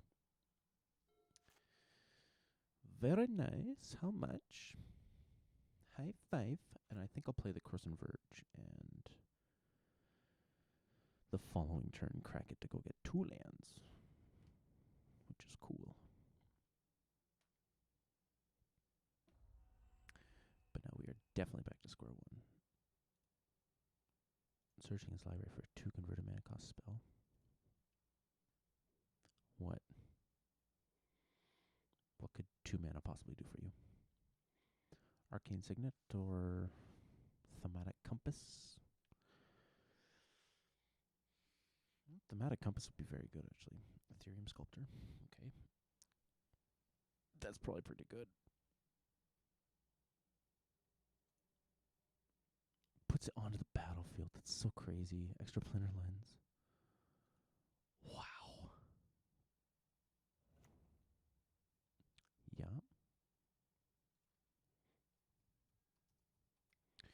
Double mana. Seems good. Seems very good.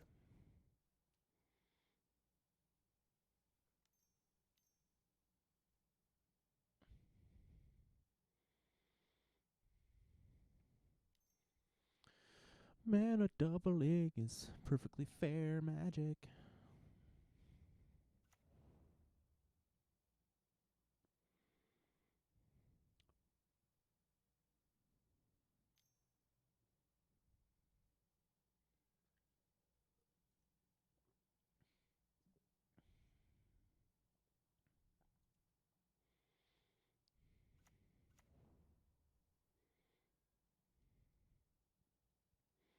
All right, well, I mean, depending on what we draw, we might do something else. There's not really enough creatures on the battlefield for any sort of Zada thing to matter. Especially considering we don't have the cantrips to really care about it. I mean, Simic Charm is good, but it doesn't really do much. If we draw Ink Treader Nephilim, that'd be funny. Just play it, and then just they go to combat, and we just bounce everything back to our hand. 2 mana Evacuation. It's pretty good. Pretty good. 2, 3, 4, 5, 6, 7. Yeah.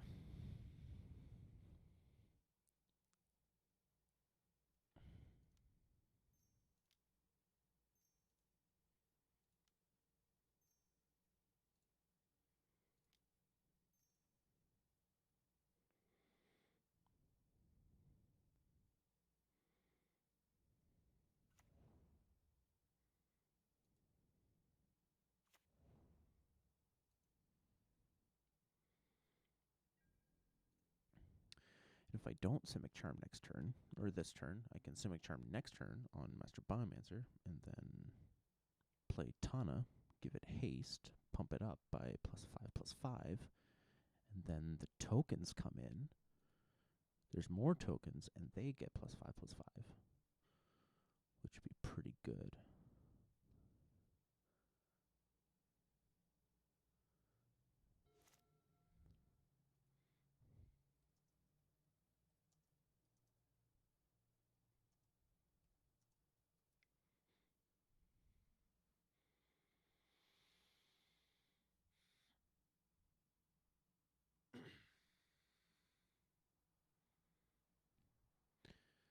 Smoke him if you got him, Hidavi. Show me what you got.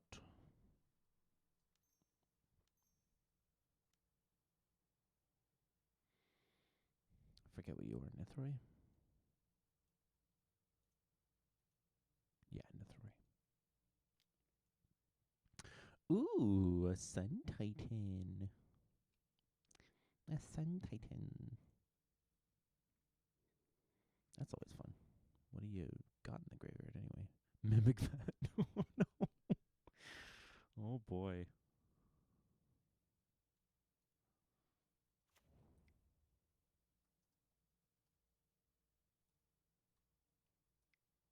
It begins.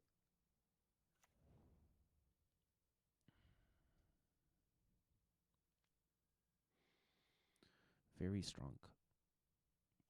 Oh, is it non-land permanent? Enters the battlefield. You may return target permanent card with converted mana cost 3 or less.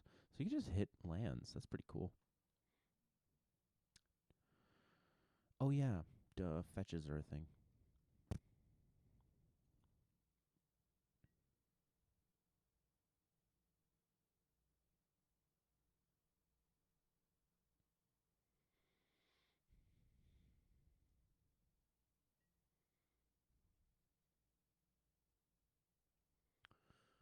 I don't know. Hopefully this game is done soon.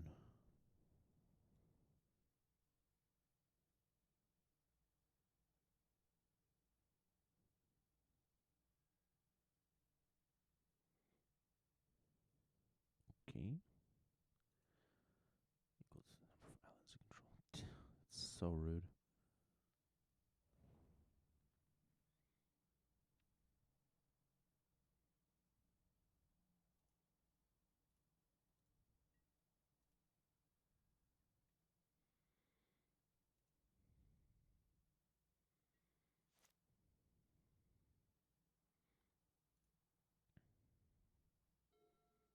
As long as it remains tapped. Wow. Wow. That's rude.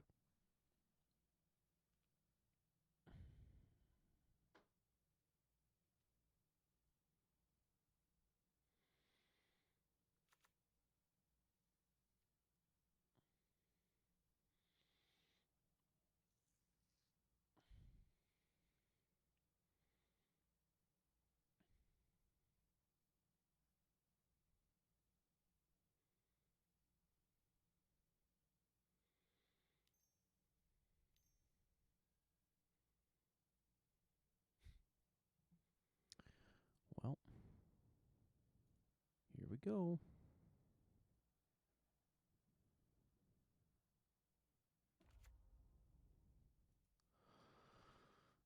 Jason the Mind Sculptor, everyone.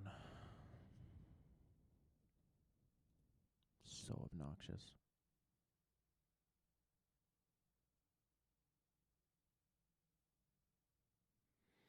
Nothing like a good old brainstorm on a stick.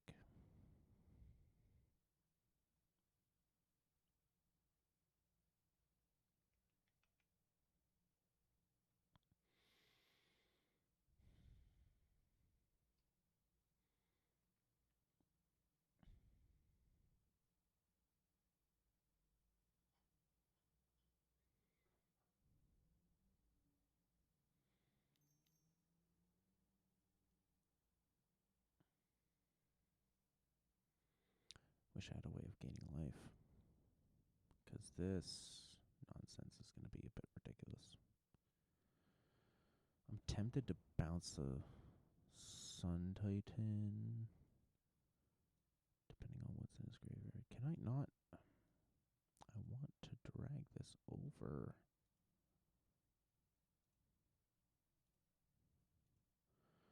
God, this is so dumb.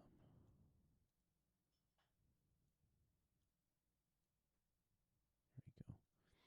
Yeah, there's a lot of good in there. Master of Ethereum would be really obnoxious.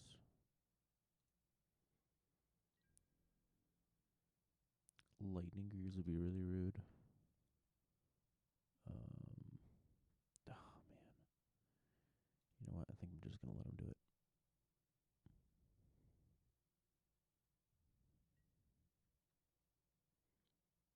Yeah. Sorry, buddy. Sucks to suck. Oh, he's attacking me with it. Get over yourself. So rude. Guy's gonna get thumped next turn, I swear.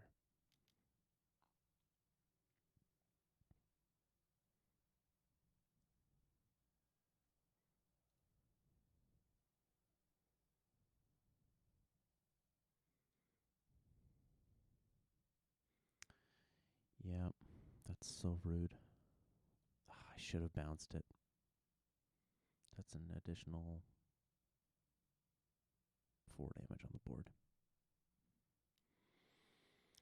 Yikers. Yeah.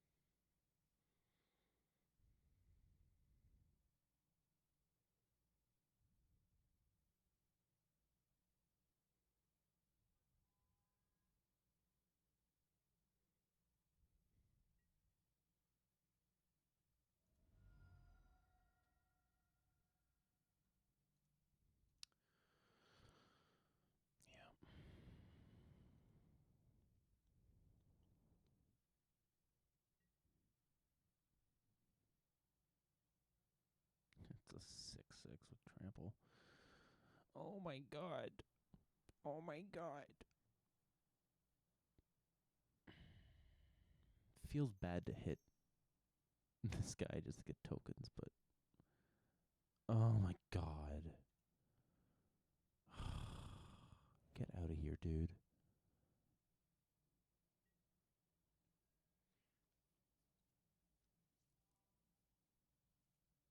Oh my god, this is so stupid.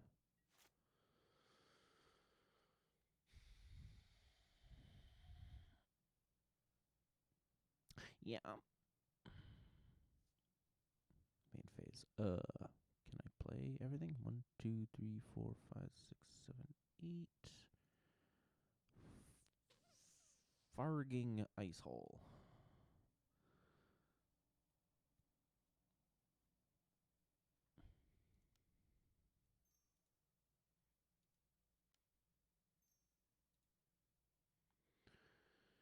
yeah, I mean, I'm going to do it.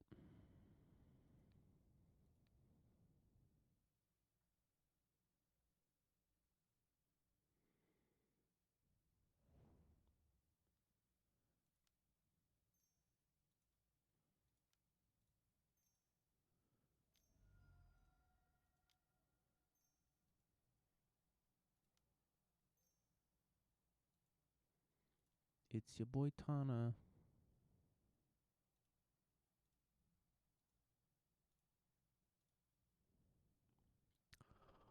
Zing. What? I have to pay one more? Why? That was 6. What? It's your boy.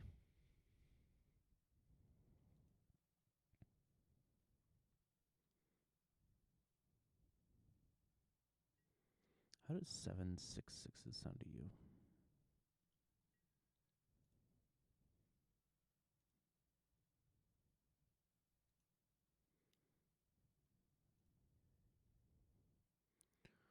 Sorry, my guy. You're going to be taking some damage.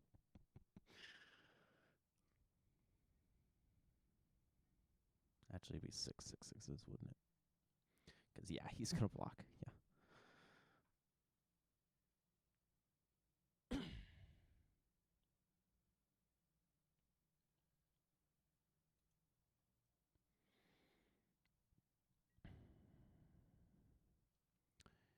Yeah, that seems about right. Combat damage.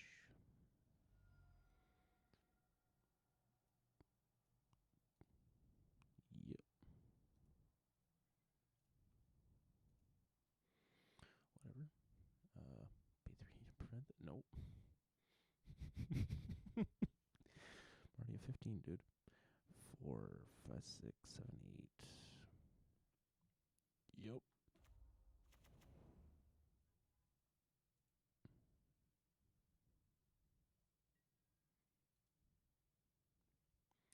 All the Band of the Lord. Good old Hasty. My deck isn't doing much, but it's doing something. Consecrated Sphinx is so obnoxious. Heuristic Study. Ugh, what a douchey deck. Do you want to pay 1 for that? Oh, then I'll draw a card. Do you want to pay 1 for that? Oh, then I'll draw a card. Do you want to pay 1 for that? Oh, then I'll draw a card. Ugh. Just let us play Magic.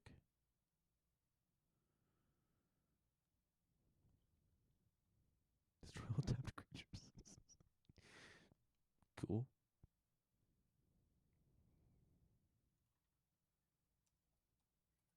Not bad. I mean, whatever. Tana's dead to rights, but YOLO.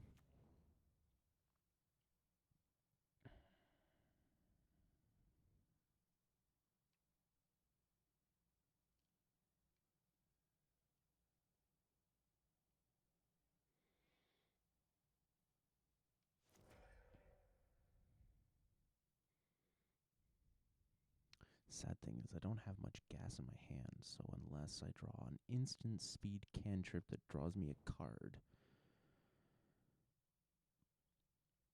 in which case I can play Feather and do that every single turn, which would be nice. Draw some cards and get back in this game.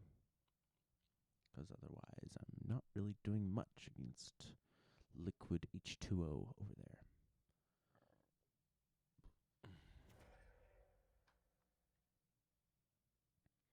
That Sunblast Angel was actually really nice, though.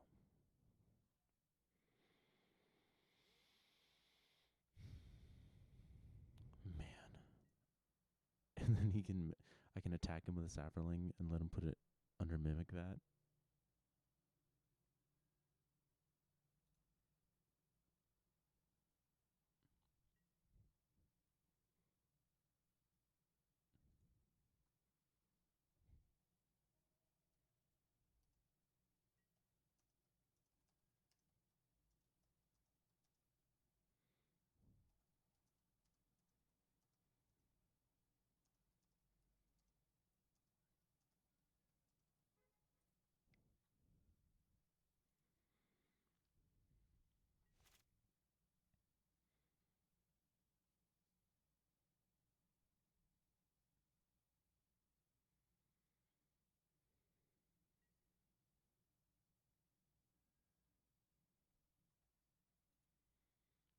that might be biting me in the butt later, but this deck can win without combat.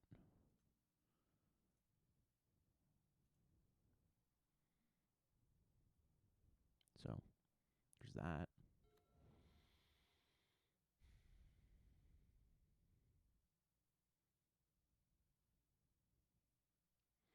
Without tapping, though, that might be tricky.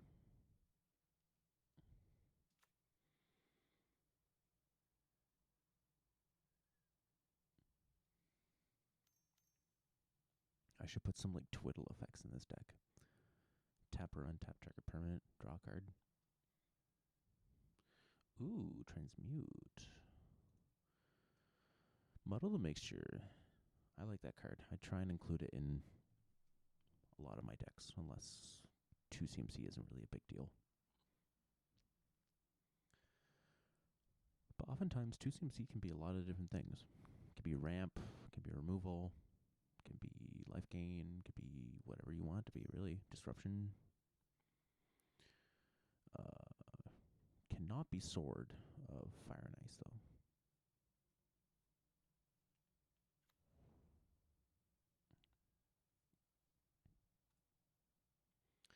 Protection from both of my commanders. That's not nice.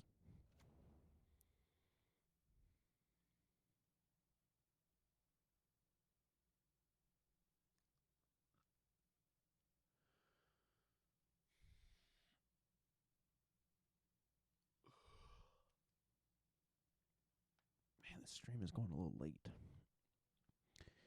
I'm probably going to dip soon, because this is getting a bit ridiculous.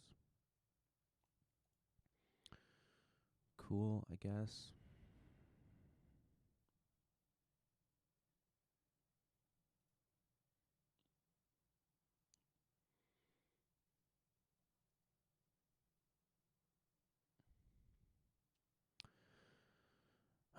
So, this bar here, I believe is called the stop bar, or the priority bar.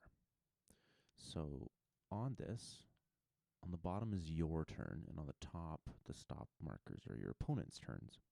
You can put stops to receive priority whenever the heck you want, or pass over priority. So the white marked ones, I decided to put priority, give myself priority on my main phase and my opponent's main phases.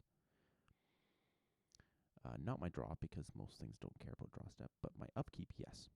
In this case, I clicked it on my upkeep just now because I want to be able to crack Course and Verge in response to my draw step to play the land so that I'm more likely to not draw land. It's not much, but it's something.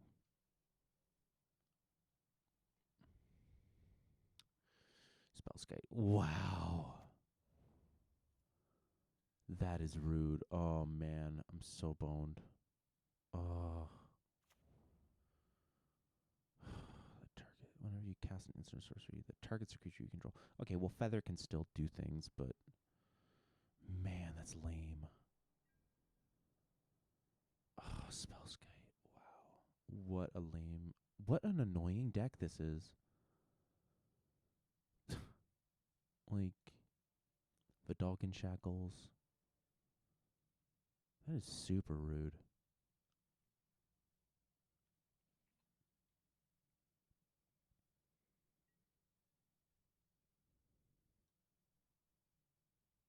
Like, man. Is he attacking him? Me?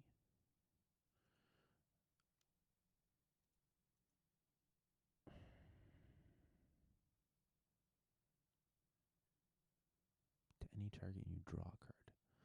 2 damage to any target. What would he even care about? Nothing really. Probably just me. Lightning Greaves. Ugh. Oh my god. He's probably gonna equip it onto his commander. Like, even if I play Feather and I draw something to do with her, like, it's not much. Declare blockers. I don't have any blockers. Can't block a flyer. It's a bit of an oversight. honest. Though I do have some flyers in this deck. But man, I'm just... This deck is all gas. Why am I hitting lands all the time? This is ridiculous. I'm getting flooded. It's not even turn 11. I shouldn't be saying that. This deck is fine. It's doing okay. It's just that our opponents are playing really obnoxious strategies. Like Mimic that is pretty bad, but he's on the back foot, so I don't really care too much. What's he doing? Okay. 9 health.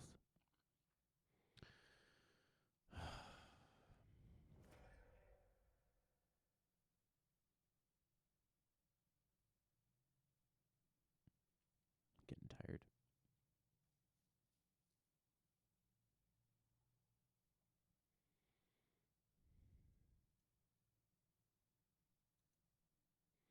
He's gonna target me with that, obviously. Oh, he's targeting him.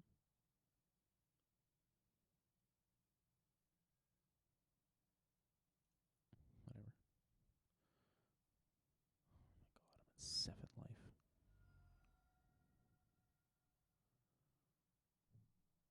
Oh, Sunblast Angel's already underneath. Duh. Okay, cool. Well, goodbye. Goodbye, Consecrated Sphinx.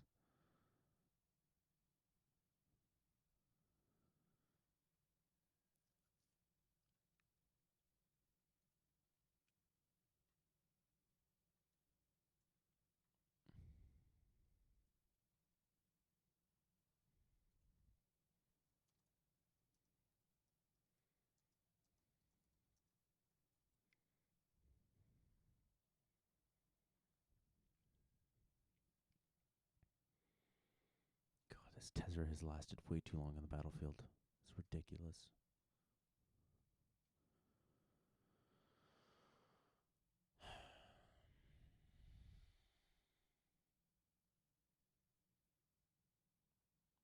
No, he would be better off Mimic Vatting in at my end step. What did he get? Mana Vault? Or Mana Crypt? Mana Crypt. Cool. X is 0. Yeah, he got Mana Crypt. Wait. Doesn't have enough mana. Only has 8. Untapped. Clearly not enough.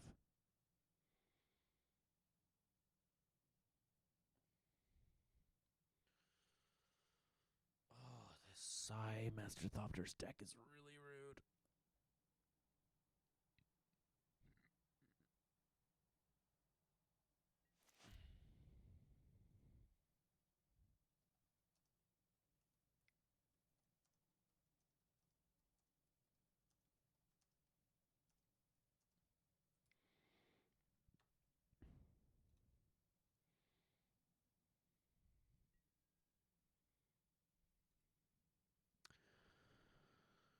Brr, I draw cards. Consecrated Sphinx should be banned in EDH. It's ridiculous. The whole point of EDH is that, like, you're not drawing as many cards. Oh, I drew a land. Give me a break. Oh, well, I forgot to break this. Whatever.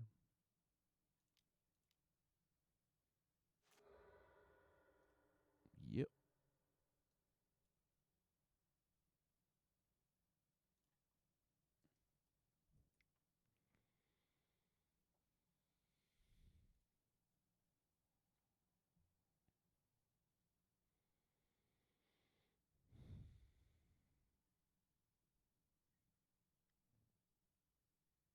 What is he considering? Are you going to stifle me? Search my library. Triumph. And Scattered Groves. Seems good.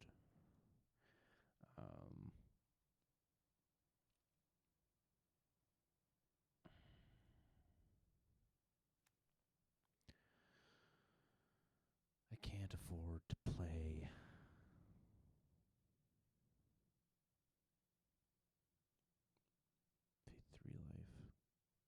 Actually, yeah, I could. 1, 2, 3, 4, 5. Screw it. Take 3 damage. Whatever.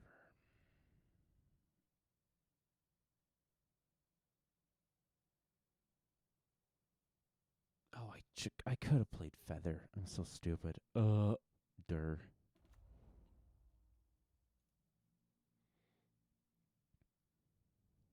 Feather would have been a bigger body anyway. Whoops.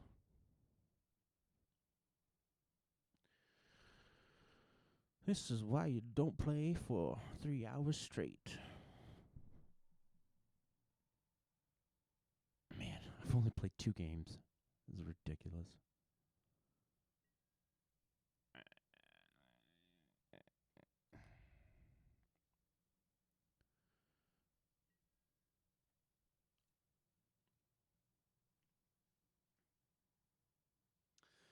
Well, the chat is real active today.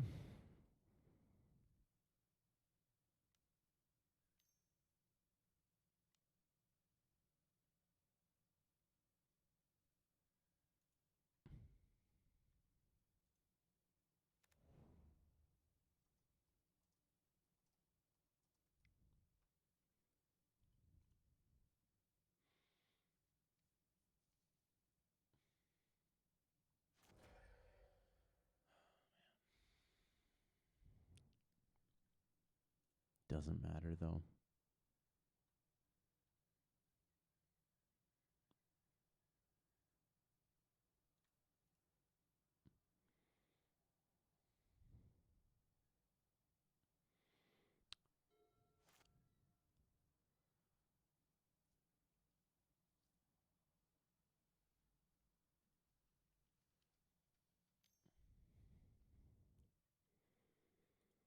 I wonder. Kokusho. Ooh, that's a way for him to get in. He has Kokusho in there. Huh. That's fun.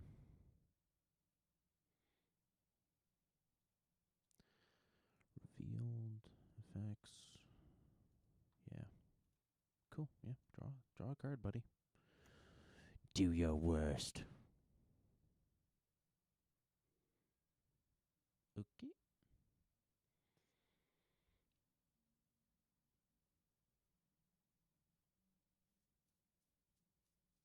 Oh man. Does he have a way to give things? Yeah, he's got Adaptive Automaton. I'm just dead. I'm just dead. He attacks with Sun Titan and the 3 Thopters. 3 Thopters at me. Plays Adaptive Automaton, naming Thopter. Gives him +1/+1.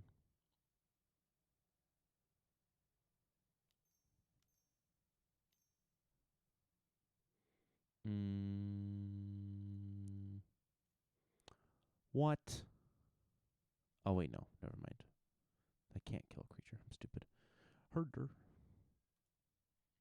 Always yield. Yup.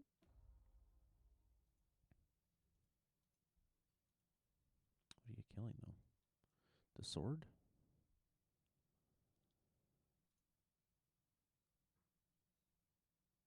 It's just going to kill Spellskite, dude.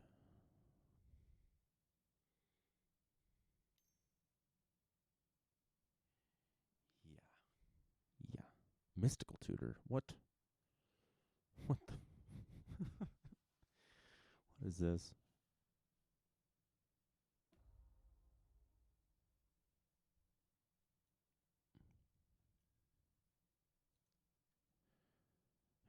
It's going to be like Expropriate or something stupid.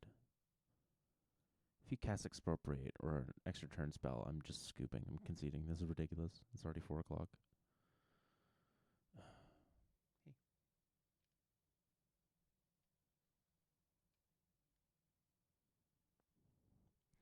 Aw, I love you too, sweetie.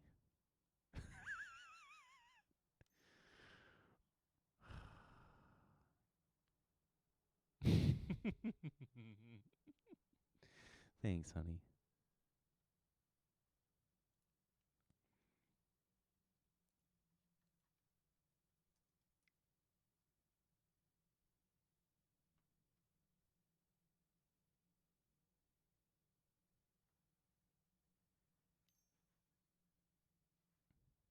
counterspell.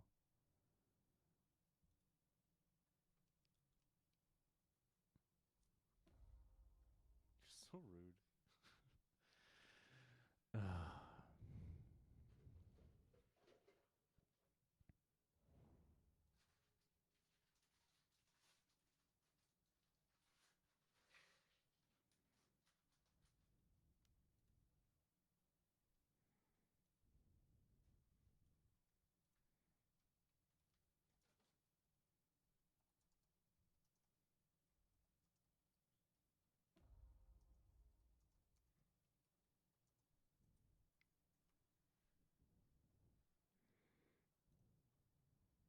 Yep.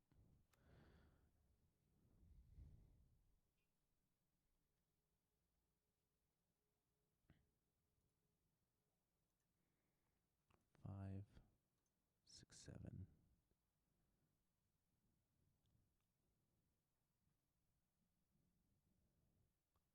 Wombo combo right there. That's a lot. If.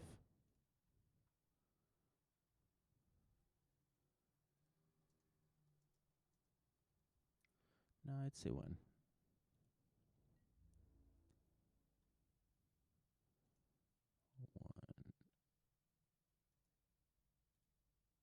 Selesnya Sanctuary. Guildgate. So he doesn't have the mana to do this again. He needs 3 mana. Well, that sucks. He can't save me. Who are you attacking? Him. Yeah. Seems good. Just gonna block with the Thopter, though.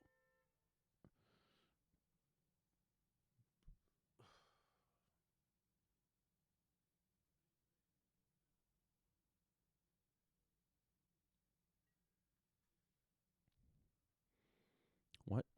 As if you actually let it die? Why? You had a Thopter. What are you doing, dude?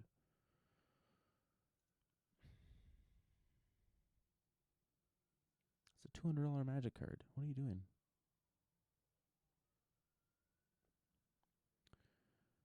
Okay. Wait, what? What died? Oh, the Sunblast Angel.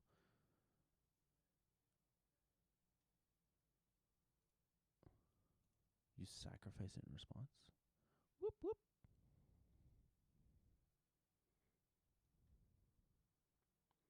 I mean, it's still exiled underneath Mimic Vat, so Aetherios is kind of pointless. Aetherios hasn't really done anything this game. Usually Aetherios is better.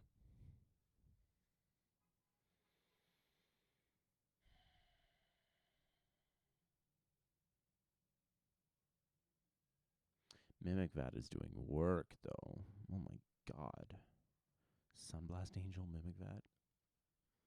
Yikers.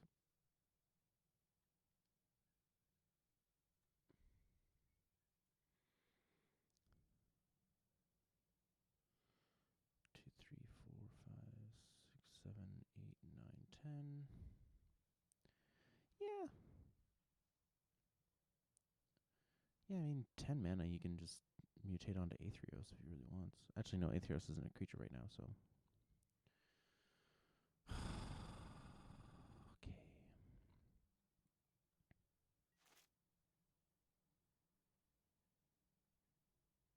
Yeah, we're still in a tight spot here with Liquid H2O here.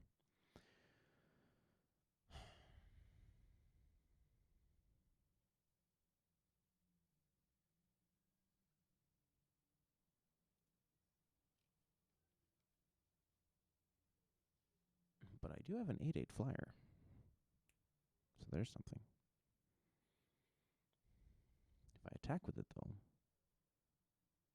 pooched.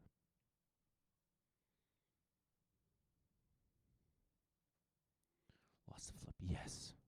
This is how we win. This is the win con right here. It's his own mana crypt killing him. One flip at a time. Only take 11 turns.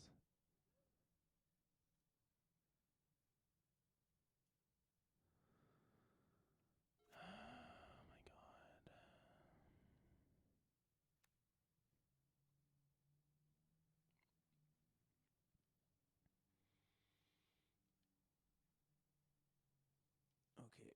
I can't pull a win out of my butt next turn, just gonna say peace because this is ridiculous.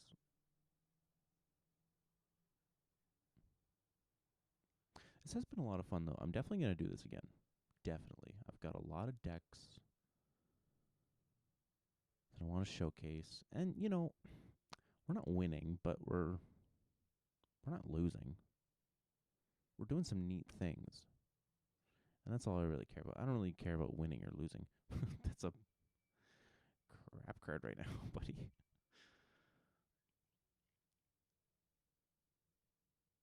I swear to God, if you untap Vidalcan and Shackles and take my Ishai, I'll be so mad.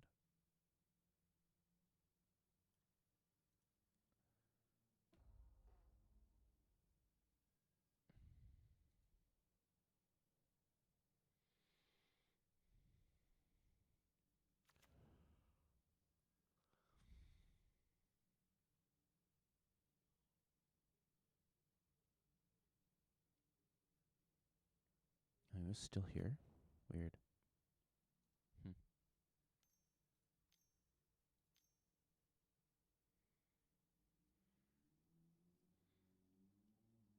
Cyclonic Rift. Oh.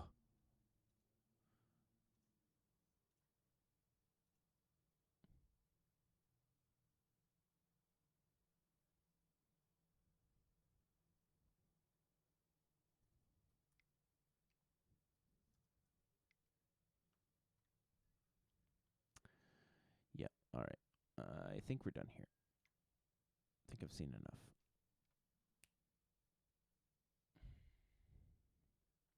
You should feel bad for playing it.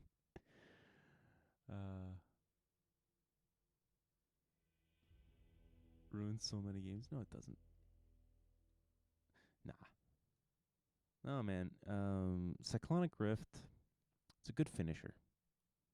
I think you played it correctly. Honestly, like, it's a feels bad card if you play it and then you're just sitting there rebuilding for 10 turns, but if you play it specifically to win the game, it's not bad, and that definitely won the game. So, all right, all you cool cats and kittens, thank you so much for, well, not tuning in, but definitely watching. And we'll definitely see you guys again next time. Probably going to do this weekly, Thursdays at 1. So if you guys have a preference, let me know, and we'll figure it out. Otherwise, have an excellent